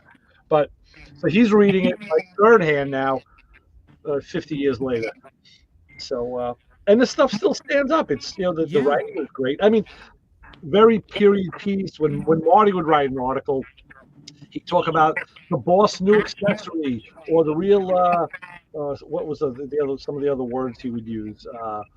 Very, very, period correct language, which today is just kind of laughable. But right. Marty always had the big long sideburns, and some of that's rehashed, because one of those articles you sent me, Ray sent it was from the 60s, and I found it in one of my magazines from the 80s. They reran it, yeah. They just reran it, and it's almost the same pictures. They changed a few words in it. Okay, yeah. So it stands up. That was back on these things, the Thunderbird lights. Oh, yeah, right. I remember that one. Yeah, sure. So it was funny, when we first, I think what happened is it was the motion book. I think I saw it advertised it had to be in a car magazine. It might have been Muscle Car Review, or did they stop by then? I don't know. They did like a little book review, and this is going back to like, I don't know, 2005 or 6. And I reached out to Marty, and I didn't know him yet. I had never spoken with the man. Let me see if they have a date in here when this book was published. I don't remember. And I think I went through the book company. Yeah, I think I had to go through the book company, and they put me in touch with Marty. And I said, listen, I'd like to have you on my show. Oh man, this is small print. That's a 2009. Okay. So I said, yeah, I'd like to have you on my show. I said, just so we're in Long Island. I said, I didn't realize how deep his ties were. And I said, I grew up here and I went to Motion and bought parts as a teen. I was never a heavy hitter with that stuff. I was too young, didn't have that kind of money. I said, but I know, I know where you're coming from, and I want to have you on the show to talk about that book. And he says, okay, listen. He goes, I'll tell you what. He says, I'll do your show. He says, but my book isn't out yet. It's going to be out in a couple months. He goes, I want you to talk to Joe Oldham. He says, my good friend, he was one of my writers, Joe Oldham. He goes, I'll put you in touch with him. He's got a book coming out, and I want you to interview him first. He goes, give Joe the stage first. Right. Probably what he was thinking. Let's see what these yahoos can do. If they know how to do an interview, or if they're gonna, if they're gonna muck it all up. Yeah. Because he is Sly's boss. So do Joe first. He goes, and then when my book comes out, I'll come on. Okay. We had Joe Oldham on and killed it. Joe was just such a great interview. It was, you thought an hour went fast on Sunday. You should have been there for that day, man. It was like, I said, Joe, I got an advanced copy of the book and I read it. And I said, it was like any novel that you read that you don't want to end, or a series on TV. It's coming to the end. You're like, you want to slow down because you want to delay it. Yeah. I said, Joe, I want part 2, man. I said, this book, every single story. And in that book, Joe's book is just stories of each car. They're all stories of individual cars he test drove and wrote about. Mm-hmm. And it's the good and the bad. So It's just the way it's from the Chronicles of Joe Oldham. And he's like, yeah, thanks. He goes, I said, I don't think you realize how important that is to guys like us. Yep. I mean, I couldn't buy those cars when they were new. I was a little too young. Sure. I said, but now certainly, I work with them and have them. And then I guess it worked. He reported back to Marty, and he told Marty, we were good. I guess we were respectful. We didn't sandbag him. We weren't idiots. We know cars. We weren't, we weren't like doing needlecraft yesterday and cars today. Right. And Marty strung me along for a while. But then he finally came on, and now he, like I said, he's become such a good friend, and and I want to keep him. I love keeping him in the loop, but he's hard to land. He tends to want to come on when he's got a project going, or it's like I said, Marty, just come on and talk casually one day. Let's just talk about anything. We'll just reminisce. We don't have to have a subject, but I think he's a little more structured. Right. So yeah. All right, guys, I got to take off. Hey, all right, Jim. Take good the cricket, to see you, buddy. Please. Yeah. Good to see you, friend. I'm gonna get this guy. Go see Buddy Holly. Go on. Take care. All right. So long. Good night, Yeah, Jim. friend. So Yeah. Carl, you never know what paths you're going to go through. For a long time, I got involved with motor books, and then with what's the other one? The other big player. Peterson? No, not Peter. Well, a lot of them were under Peterson, but motor books. There was another independent that I got involved with. So I still get. Well, I just got one yesterday. I just got one the other day. And for a long time we had author after author after author, and I started getting a little put off by it because guys were doing restoration books. I said, good, we'll talk restoration. We're going to talk about the nuts and bolts and the stuff that we do in the garage. And I had a guy out who did how to restore your GTO. And when I talked to him, I like to talk to the guys beforehand. And I said, yes. So how long did it take you to go through the project? And ended up that he told me, he goes, listen, he goes, oh, I think you have a misconception. He says, I don't do any of the work. I don't restore anything. He says, I go to shops and I just photograph them, and then I write, the words after they tell me what they did. I was like, oh, yeah. So you're just a writer. Yeah. I'm like, I was hoping to get like the guy in the shop doing the work. So he goes, no, those guys. He says, truthfully, those guys aren't really good interviews. I'm like, yeah, I know. I said, but we have a way of kind of bringing that out of people sometimes. So, so we kind of backed off on the authors a little bit. Yeah, that makes sense. And then sometimes there's there's a PR slant to where it's like they only want to talk about the book or the project or the launch date, and so then you're like, well, let's talk about some of the content of the book, but then they don't want to give it away because they want people to buy it, or they, so you're like you said, well, let's talk about the nuts and bolts of whatever the topic is, and they're like, well, I can really only state at kind of these so many points on the script and whatnot, but and I get what they're saying, where they're like, those guys, aren't a good interview, but usually those are the guys that have the knowledge, and that's really what you're after. Maybe that versus a good interview, like you said. I think that you and Chris on the air could have pulled out all kinds of nuggets. There isn't, I have to say, and I'm not blowing my own horn here, but there hasn't been a person we've had on yet that we didn't get something out of that was positive. And we've had some real boring, dull, drab people.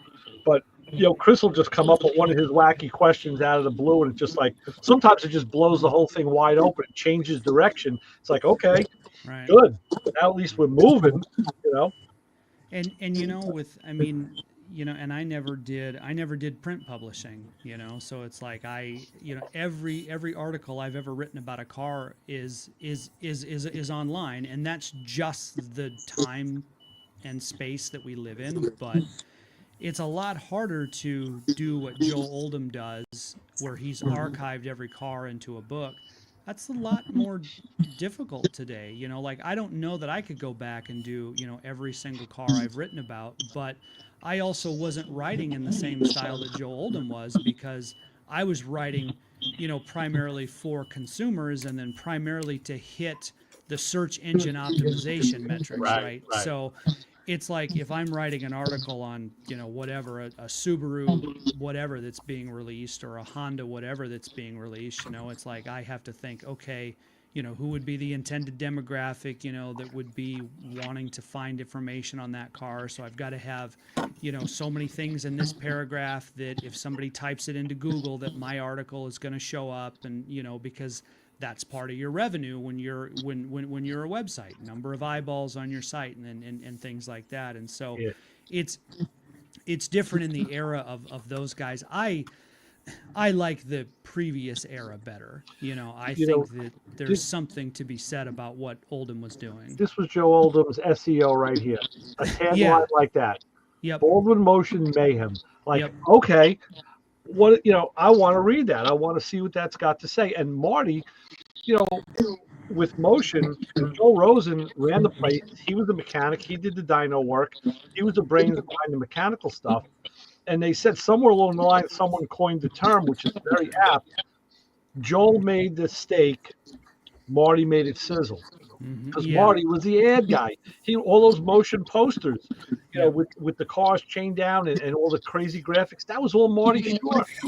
He did all that advertising and that print stuff, and that's what got people, a lot of people into motion. The magazine ads, I got 100 of them in my stash here. It was just that eye candy of like, yeah, wow. And you're putting pictures of Holly carburetors, MT valve covers, hooker headers, all the stuff, the velocity stacks, all the stuff, sun tacks, all the stuff that people want to buy. Come down and shop. Racers discount 10%. 10% on like a 60% markup. Yeah, we'll take care of you. Don't worry. Right. But Marty was. It was Mad Men. It was Mad Men, but in real life. So. Right. Yeah, I miss that. I miss that era. I mean, that was an era I think that would have been really would have been really cool to experience. And, yeah. So. Yeah. Well, guys, I'm going to follow Jim. I've been up over 24 hours right now, so I'm going to bed.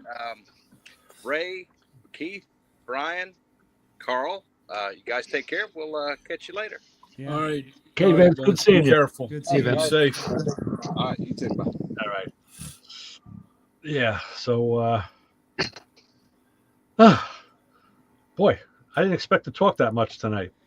Yeah. Well, I thought it was going to be old Carl. Yeah, and then I did find some information on the, just as we've been talking, this Bearing Burners Auto Club in Mount Clemens. I have a license plate, a car club plate out in my garage that I got from somewhere. I don't know where. I think I might have got it at a car show, but it's the gear grinders. Okay. And it's like a picture of two gears together. So, and it was apparently a real club back in some day, probably in the 50s. Yeah. That's cool names. That's what this one says here. So this is on what website is this? This is Michigan Hot Rod Association. I just found it, and they said 1 year after forming the Bearing Burners Auto Club in 1950, the club joined forces with the Michigan Hot Rod Association. In 1959, the club joined the National Hot Rod Association, and then in 1961 was incorporated in Michigan as a nonprofit organization.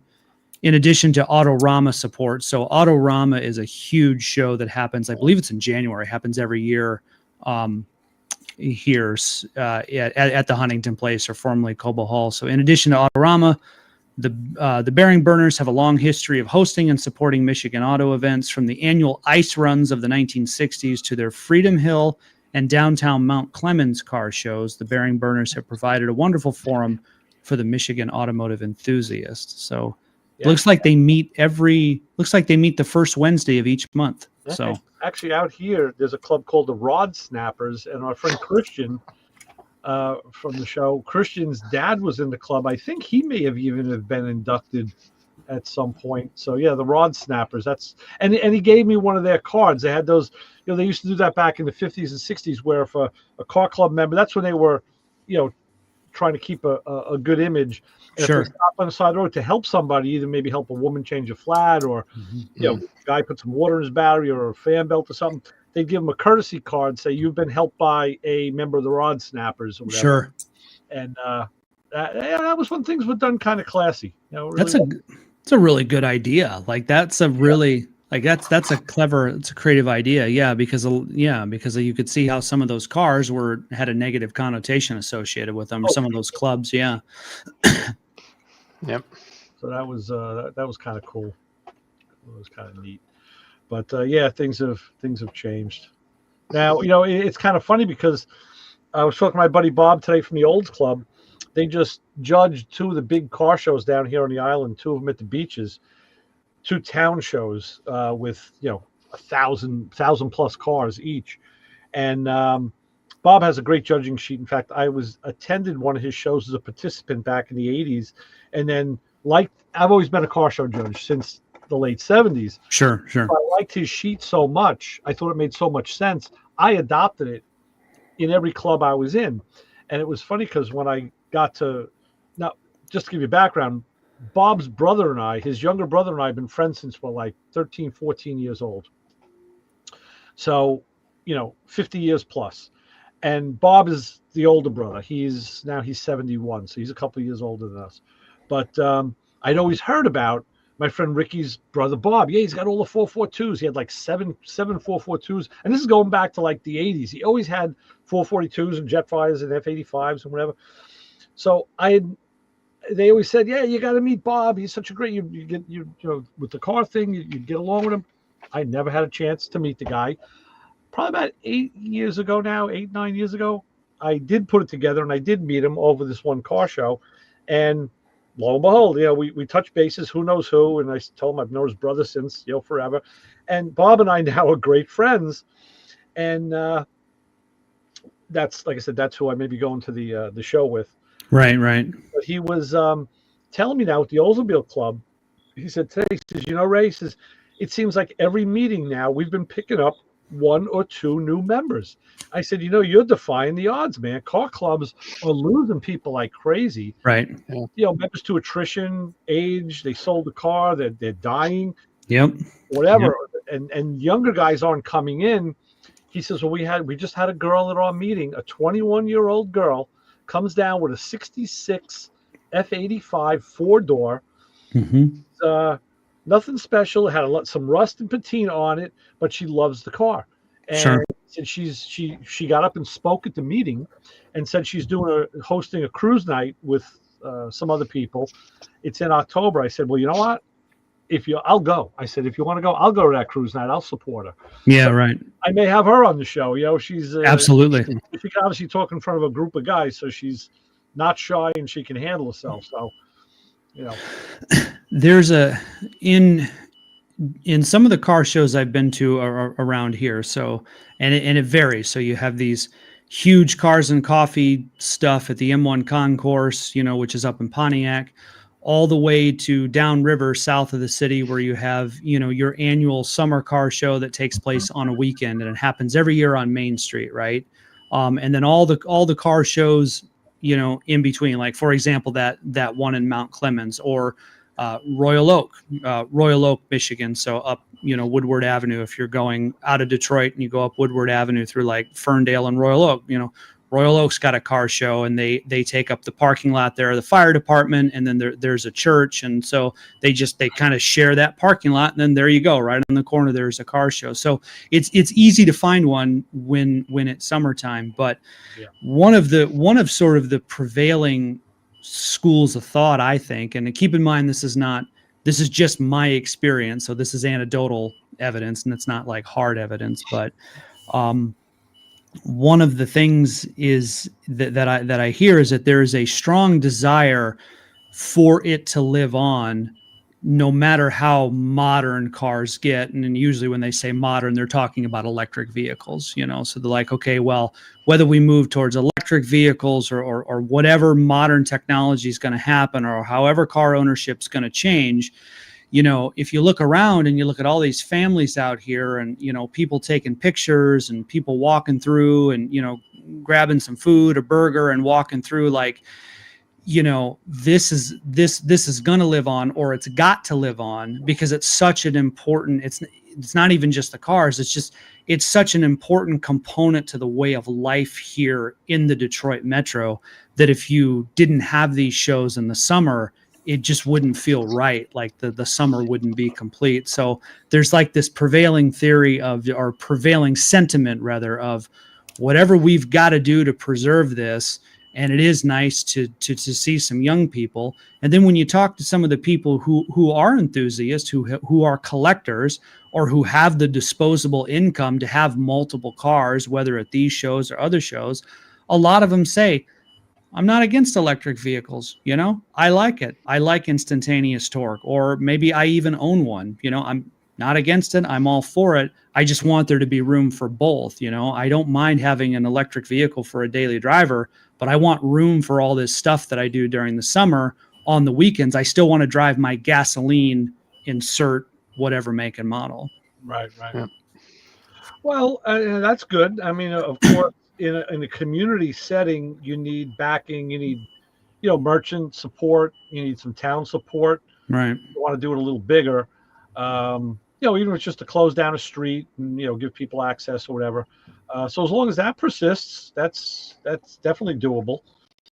Because I see a lot of people are into, I was over at my friend Pirate Paul's house over the weekend, because Paul, I bought that fitting to go into my radiator hose to put the temperature sensor in.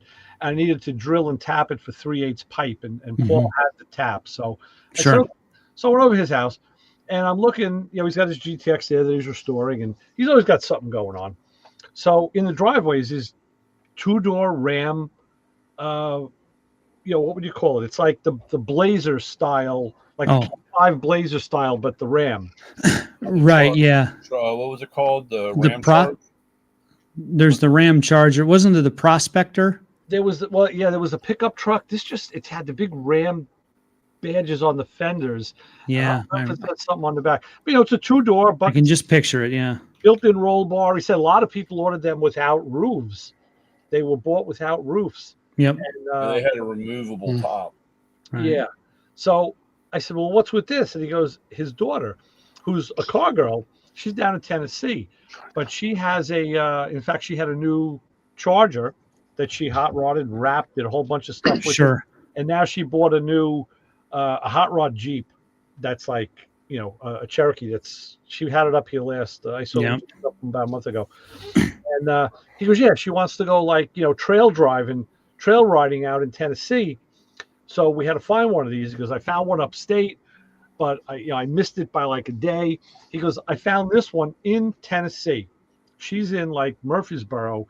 He found it in Knoxville. Okay. Finds it in Tennessee, has it shipped back to New York. Now he's going to do all the work to it. He's got to do a bunch of seals that are leaking. He's going to do a lift kit, doing a bunch of other things. And then it's going to go back down to Tennessee so she can go trail driving. And I'm like, wow. I'm like, talk about it, a project. That's, yeah. That's where my warehouse is. Is it? That's where my stuff comes out of Tennessee. Okay. Where in Tennessee? Where she is, Murfreesboro. Yep. That's where Uncle Tony is. Tony DeFeo's in Murfreesboro. Yeah, that's where that's one of our distribution center for stuff. That's on the East Coast. So Brian, why don't you catch Carl up on the Mustang project? Yeah, please. Yeah, I'd love to hear it. My Mustang? Yeah. Well, he hasn't heard, so Yeah, no. I mean, like I said, finally got more done. I mean, it's been sitting since I bought the house. So that was back in 90. Well, you don't have to go back that far. Yeah, well, no. But I'm just saying the car sat. Yeah, I mean, no, the car just sat for all these years. Typical project. Yeah, that's what happens. And, like I said, Ray and a few other people just starting. And one day, like I said, I just started on it. And well, if I could interject, what Ryan's trying to say very politely is we busted his balls relentlessly. Right. Yeah. And now. And, and I will admit one of the hardest things that I had with the car was technically I'm the third owner of this car. Okay. And the girl the girl that had it before, she only had it for a couple of years, like in high school. And once she graduated high school, the car sat at her parents. She didn't want to get rid of the car. She just didn't have anywhere to put it. Right. And her dad finally said, look, you got to do something with the car.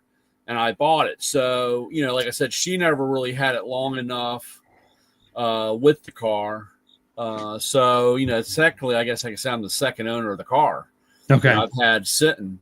And that was one of my problems as time went on. And as I looked at other Mustangs, especially my era, it's a 66. It's first generation Mustang fastback. Right. I mean, people cut them up. You can't find them, And I was afraid to do anything with the car because it's been sitting for the 30 years that I've had it. Right. So, but drive it, though. You did drive it for a while. Oh yeah, I drove it hard. And you relentlessly beat the shit out of it. So that car wasn't sitting or babied. Only after you. No, I beat the crap out of the car. Like I said. But I'm just saying, as a time, I only drove it in high school. And, sure. I drove, and then I had gotten my other car, so I didn't drive it much. And then, I took it all apart. I had quarter panels and a floor put in because I knew right before I bought the house and got married, I knew how stories goes, and it literally did what it did. It just sat here. And after being kindly reminded to work on it. Relentlessly balls busted. Right. And, I started and, I've had a few surprises as you're, stripping it down and you find a rust hole that you didn't really, I had to rebuild a whole shock tower. Right. And so forth. But again, it's just, I'm just hoping that here, I like to say maybe in another month or two, I have a rolling chassis. Sure. I just have to I'm trying to stay a little hot roddy, but basic. I just want to be able to get it to drive. Right. I want to be able to drive it. And still, still, if he can fit in it again. Yeah, I could fit in it. I fit in it quite well sitting on that milk carton behind it. That's all that counts. And this is a 289 Mustang. Yeah, it's 289. Okay. It's a factory A car, which was the 225 horsepower. Okay. They had A car. They had the C, which was a 2-barrel. They had the A, which was premium fuel, 225 horsepower, and then you had the K car. Okay. So this was actually a very rare. I mean, very unique car because you figure if they would have spent the $65 for the 4-speed transmission and I don't know, $45 for disc brakes, it would have been a GT. Sure. You know, right. It had the deluxe interior or the pony interior. It has the seats with the horses running on it and the wood grain. Yeah. And it had a 3-speed originally, but it had the quick ratio steering box, and it had the premium fuel or the 225 horsepower, which, you know, like I said, and it had the quick ratio box. And what was the other one? It had the suspension, maybe. Well, they didn't really have suspension, but it had the it was the V8 suspension because back then they had 4 lugs or 5 lugs. Right. Were the big difference. But again, I was dumbfounded. It was like you had some salesman order this car, and he just went for the big motor and, you know, don't worry about brakes or the 4-speed. I guess, you know, a lot of people why they put a 3-speed in it. You know, and I remember reading articles that were talking about when in the mid 60s, when disc brakes were starting to be introduced, like with Pontiac, it was 67. They had I think it was Delco Moraine. It was like a 4-piston caliper, and they people wouldn't buy them. They were like, no, we don't trust those damn European brakes. We want our damn drum brakes. New technology. Yeah, exactly. And you're like, wow, that's you got to say that's pretty crazy. So, yeah, you know, something that was available they could have had for pennies, that nobody wanted. Yeah, and like I said, with the deluxe interior or the pony interior, deluxe was 67, 68, 65, 66 was a pony interior. There was something only like 5,200 of my model made. Yeah, so it wasn't a lot. Now, granted, there was over 100,000 fastbacks made, you know, but just that setup. So, you know, like I said, but hopefully, like I said, I've got the front almost done. I'm starting on the rear section of the car, and I was on. Like I said, there was just a couple of things. Like I have a 9-inch Lincoln. What was that baby Lincoln? The Versailles. Yeah. I've got that. That was the same width as the 65, 66. 9-inch. So there was no modification or cutting. So it would bolt right in. And so if you had a Versailles, a 4-wheel disc Versailles or Granada 4-wheel disc, that was the easy mod. You didn't have to do any kind of modification, or unless you could find like I think it was a 1956 Ford station wagon 9-inch was the same width that you didn't have. So there wasn't. So that I want to put that in the rear or in the back of it. And, you know, like I said, the only thing I just wish that I had a little bit more daylight or time. Sure. Yeah. I mean, by the time I get home, sometimes getting home, it's kind of hard to come down and get started. And of course I have a curfew. Yeah, too much noise being in the house, you know. Not, when I was at Paul's, he was doing another side project on his son's. They have another Jeep, like a an SJ, and they use it as a knockaround. But the roof had all the paint had kind of peeled off the roof and the hood, and he says, "Yeah, I got to treat that." He bought some black epoxy primer, and he showed me sitting there on the floor. I saw it. He bought that big drum cutting tool. He bought it from Harbor Freight. I said, yeah, Brian bought one of those, but he bought it from Eastwood. Eastwood. I said, Paul, you're gonna love that thing. It's gonna eat like crazy. Yeah, it's that thing. I said, wear eye and ear protection though. Man, that thing is awesome. And that was one of the surprises, because when I was doing the front and I was coming along in the lower part of the frame, I'm coming along, and all of a sudden it was this like big poof of rust, brown dust. Yeah. And I was like, holy shit. I'm just like tearing shit up going along. And then I pull back and go in and I look, and I got this hole about yay big. Yeah. And I was like, oh man, that wasn't supposed to be there. And so I got I just measured the thickness and got some sheet steel and cut it out and welded that in and grinded it down. And like I said, I got to finish welding in the torque boxes. The car never had torque boxes. They didn't do that until 67. They did one side, and then 68 they put them on both. Putting torque boxes in, and I got to finish welding on the inside.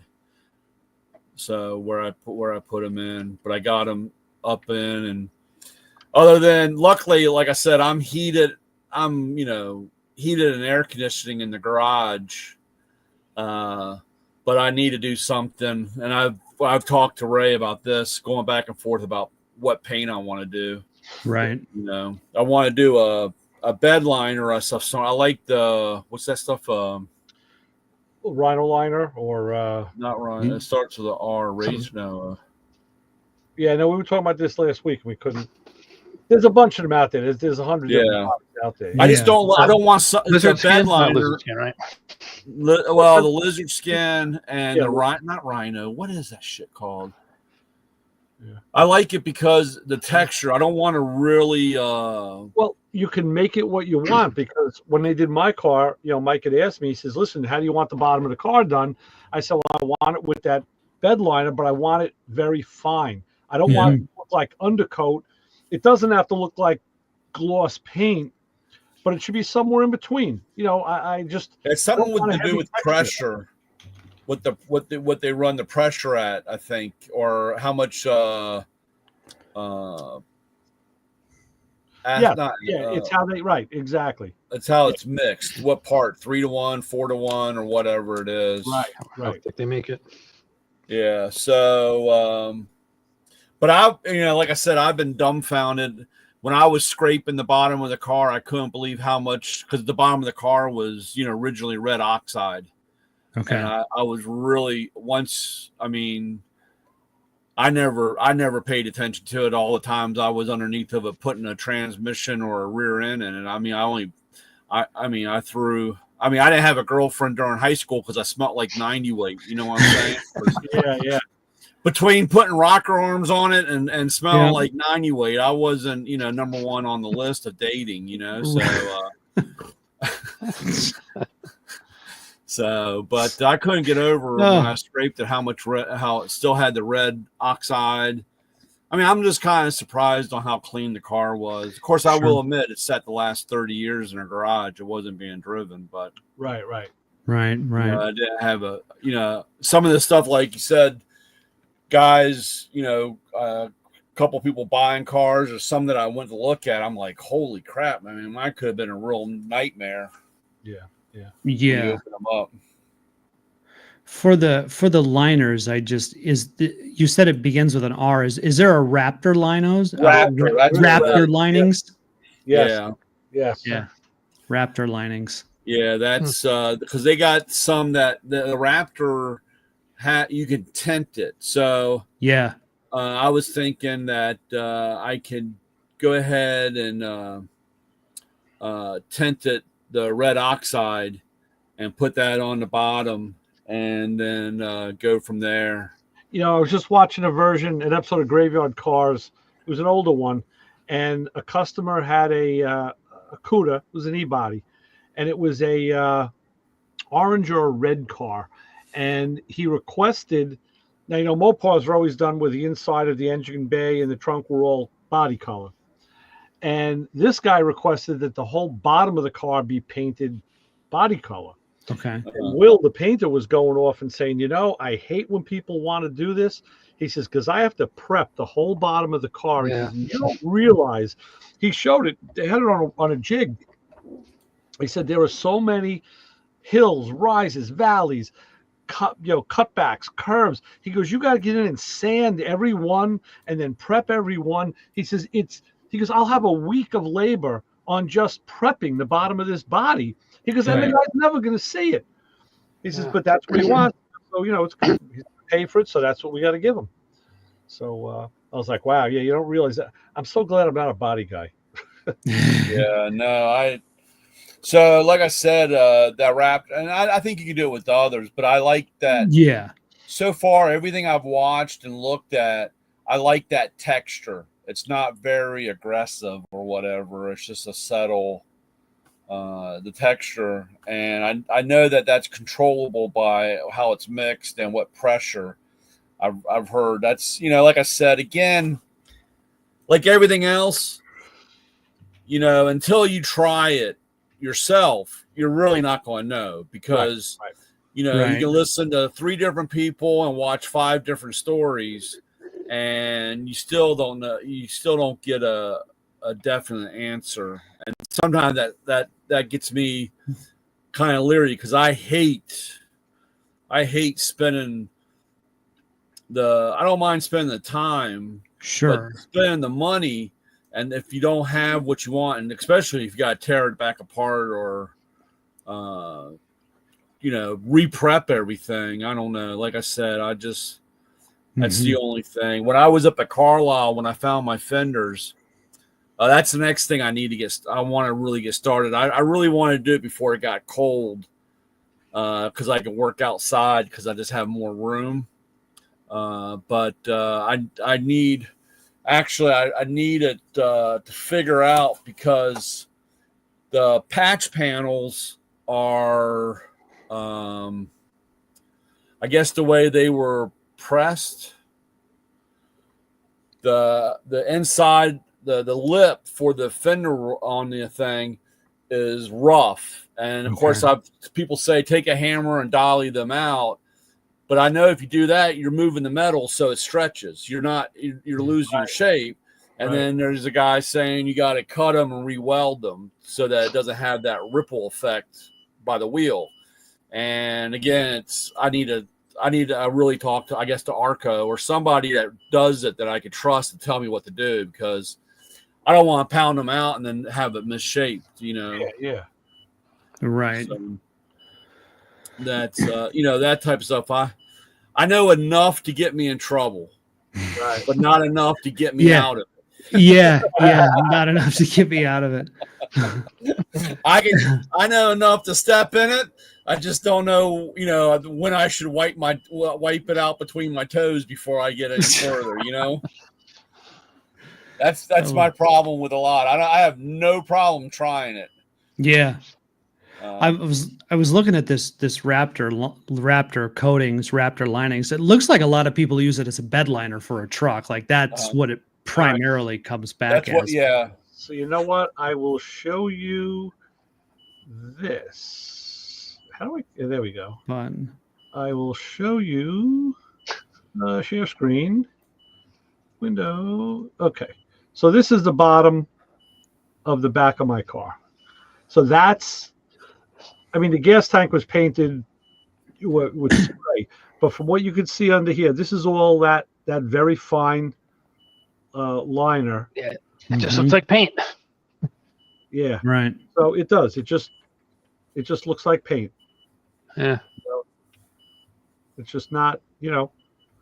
I mean, it's not smooth and continuous. It looks, you know, it's got texture in it.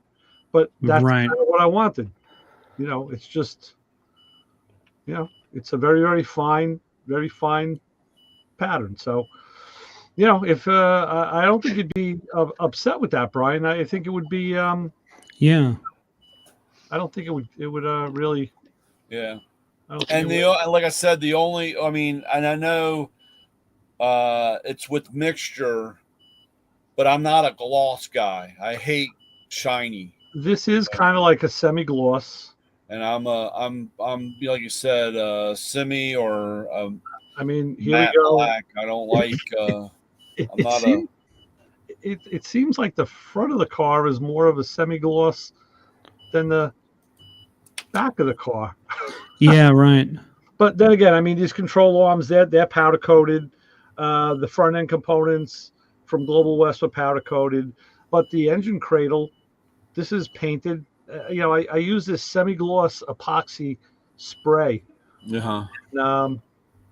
You know, the oil pan is even painted with that stuff. The sway bar is painted with it. Right. You know, that's all just semi-gloss paint. You know, and then you go back to the, you see like it's rougher on the frame rail. But, you know, again, it's the underside of the car, so who the hell cares? I just want to stop any kind of rust or any kind of, you know, any kind of other issues. So yeah, of course. Yeah. Yeah, So, I don't think you'll go wrong with it. No, it's just like I said. I hopefully I got the front half, a little more than the front half cleaned up. I just got to finish all the way to the back, and I found I think I knew, I just had forgotten, but the guy never when he put the trunk floors in, he never spot welded them to the frame. Oh, so okay. it was kind of, I had a very interesting moment when when a couple weeks ago when Chris was talking about the shady jack stand, jacking the car up. Yes. Well, because there's no rear end, no wheels, no nothing, and the car's sitting on jack stands, I wanted to go 2 more clicks higher. Uh-huh. So I had the floor jack, and I had 3, not 2, but 3 4x4s laying together. And then I had one going, a 2x4 that went across the frame. Right. And I'm jacking the car up, and I get the one jack stand clicked. And I'm getting the other one, and I kind of noticed the wood moving kind of funny. And I was like, why is this moving? And then I realized it wasn't the wood moving. It was the rear frame rails that weren't welded to the floor. Oh, right. Oh, yeah. And I'm like, okay, click, it's on, bring it back down. And I said, okay. And then I realized I grabbed a hold, and I was like, holy crap, this whole time, this thing's, I guess he thought, I probably told him, because I had this stuff. Remember, I was on back half the car. I was going to put, I had the mini tubs and coilovers and all that stuff. Yeah. And so I guess he just realized I was going to cut it all back out or take it all back out. So when he put the floors in, he never did the back half. So that would have been an interesting surprise, getting the car all painted and done, and realize none of it was connected back there. Right.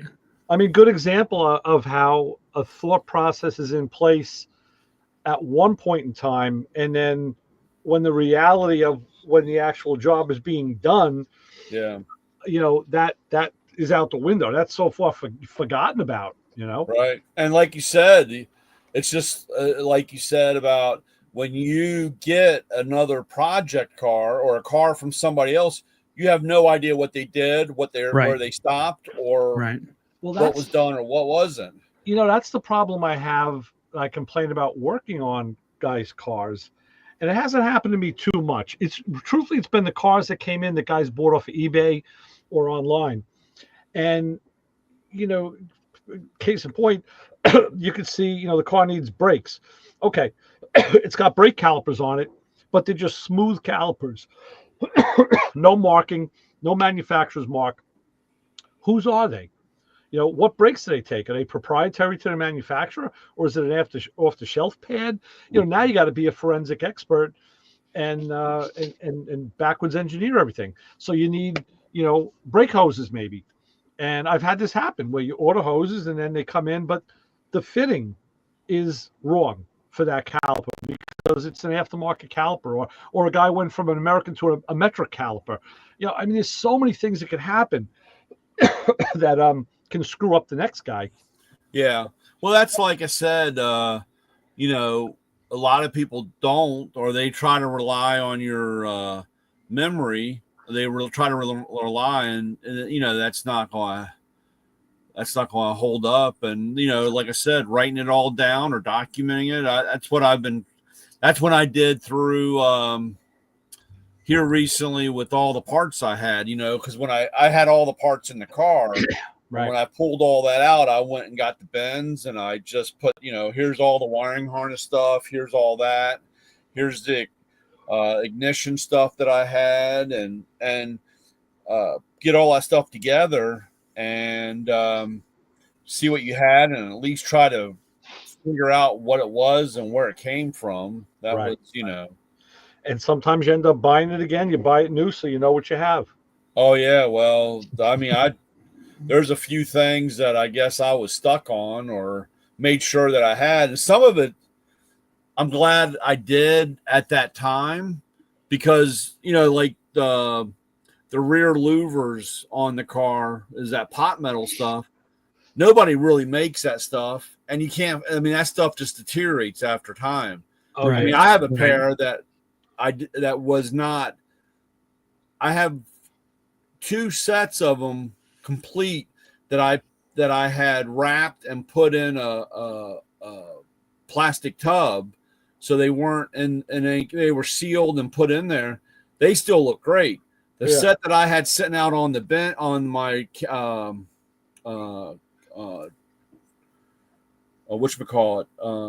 shelves in the garage, they're just kind of set out. I mean, they cracked. Now I don't know about because of the environment, the temperature or whatever. I think I sent you a couple of pictures yesterday. There's a shop right by my house here, right outside the block that I live on. I pass by the back of their shop, and they do a lot of hot rod stuff. And I'm driving with my wife. We went food shopping, and we came home, and I turn around. She goes, "What are you doing?" I said, "I got to get a picture." And what I saw was a second-gen Camaro, but it was just the body, you know, no subframe in the front and no rear end in the back. But the body was a really nice silver with black stripes and it had the black louvers on the back window. Yeah. It looked like a nice center section of a car. And sitting next to it was a roller, a full-bodied car on a chassis, you know, on a subframe. And I said, this guy's going to make 2 cars out of one. I know it. This is going to be, I said, he's probably using this red one as a donor for parts to build this silver car. And I'm curious how the silver car got to be just a center section. It was like just seeing a torso laying in the street, you know. But I sent the picture to one of my friends, and he said, of course, he keys in and comments on the louvers. Like, oh, wow, man, those are going to be hard to find now. I said, you know what? That's one of my least favorite options ever on cars. I don't know, because it makes them look like an armadillo, but they look better on some cars than others. But right. I said, yeah, funny you would key in on that, you know. But gentlemen, I need to sign off. But I agree with you on the louvers. Certain cars, and then not a personal choice of mine, not a car I would drive if I were speccing it from the factory. But I'll tell you though, you know, if you had one of those, almost any of the Camaros from the second gen up, those big back windows like the Corvettes. I mean, if there was someone in the back, their head was cooking with the sun. The package area and the seat got destroyed from the sun. Yeah. So they really did have a practical purpose, but I think window tint works better. Yeah. Whatever. Gentlemen, always a pleasure. Yes, Carl. Good talking to you. Good, Brian. Good Carl. Yeah, Brian. Good. Yeah, good luck on the Mustang. Love to hear how that all progresses. Keith, thank you, and Ray, always a pleasure. Great to be back on the show on Sunday, and so yeah, just really appreciate all you guys, and we'll talk soon. All right. You That know, you'll sounds get great, that Troll. Stay Saturday. out of trouble now. I will. You know, you'll get that Saturday Super. afternoon text. I'll be getting you back on. Yep. So, You know my phone number. 3, Yeah. 4 o'clock Saturday. Just shoot me a text, and I'll be around. you got it. Thanks, Carl. Thanks All right, for guys. calling tonight. Take it easy. Take care. Okay. Bye. Yeah. Bye-bye. All right, I guess since we're getting spam messages in the comments now, I guess we'll end this broadcast. Spam messages? Oh, hey, cowards. Yeah. We'll end this episode of Playing in Traffic. What? We'll be back next week with Lewis Lee. So thanks to Carl Anthony and, of course, Keith, Brian, Vince, and Jim, and myself, Ray, from Motormouth Radio. We'll be back next week and do it all over again.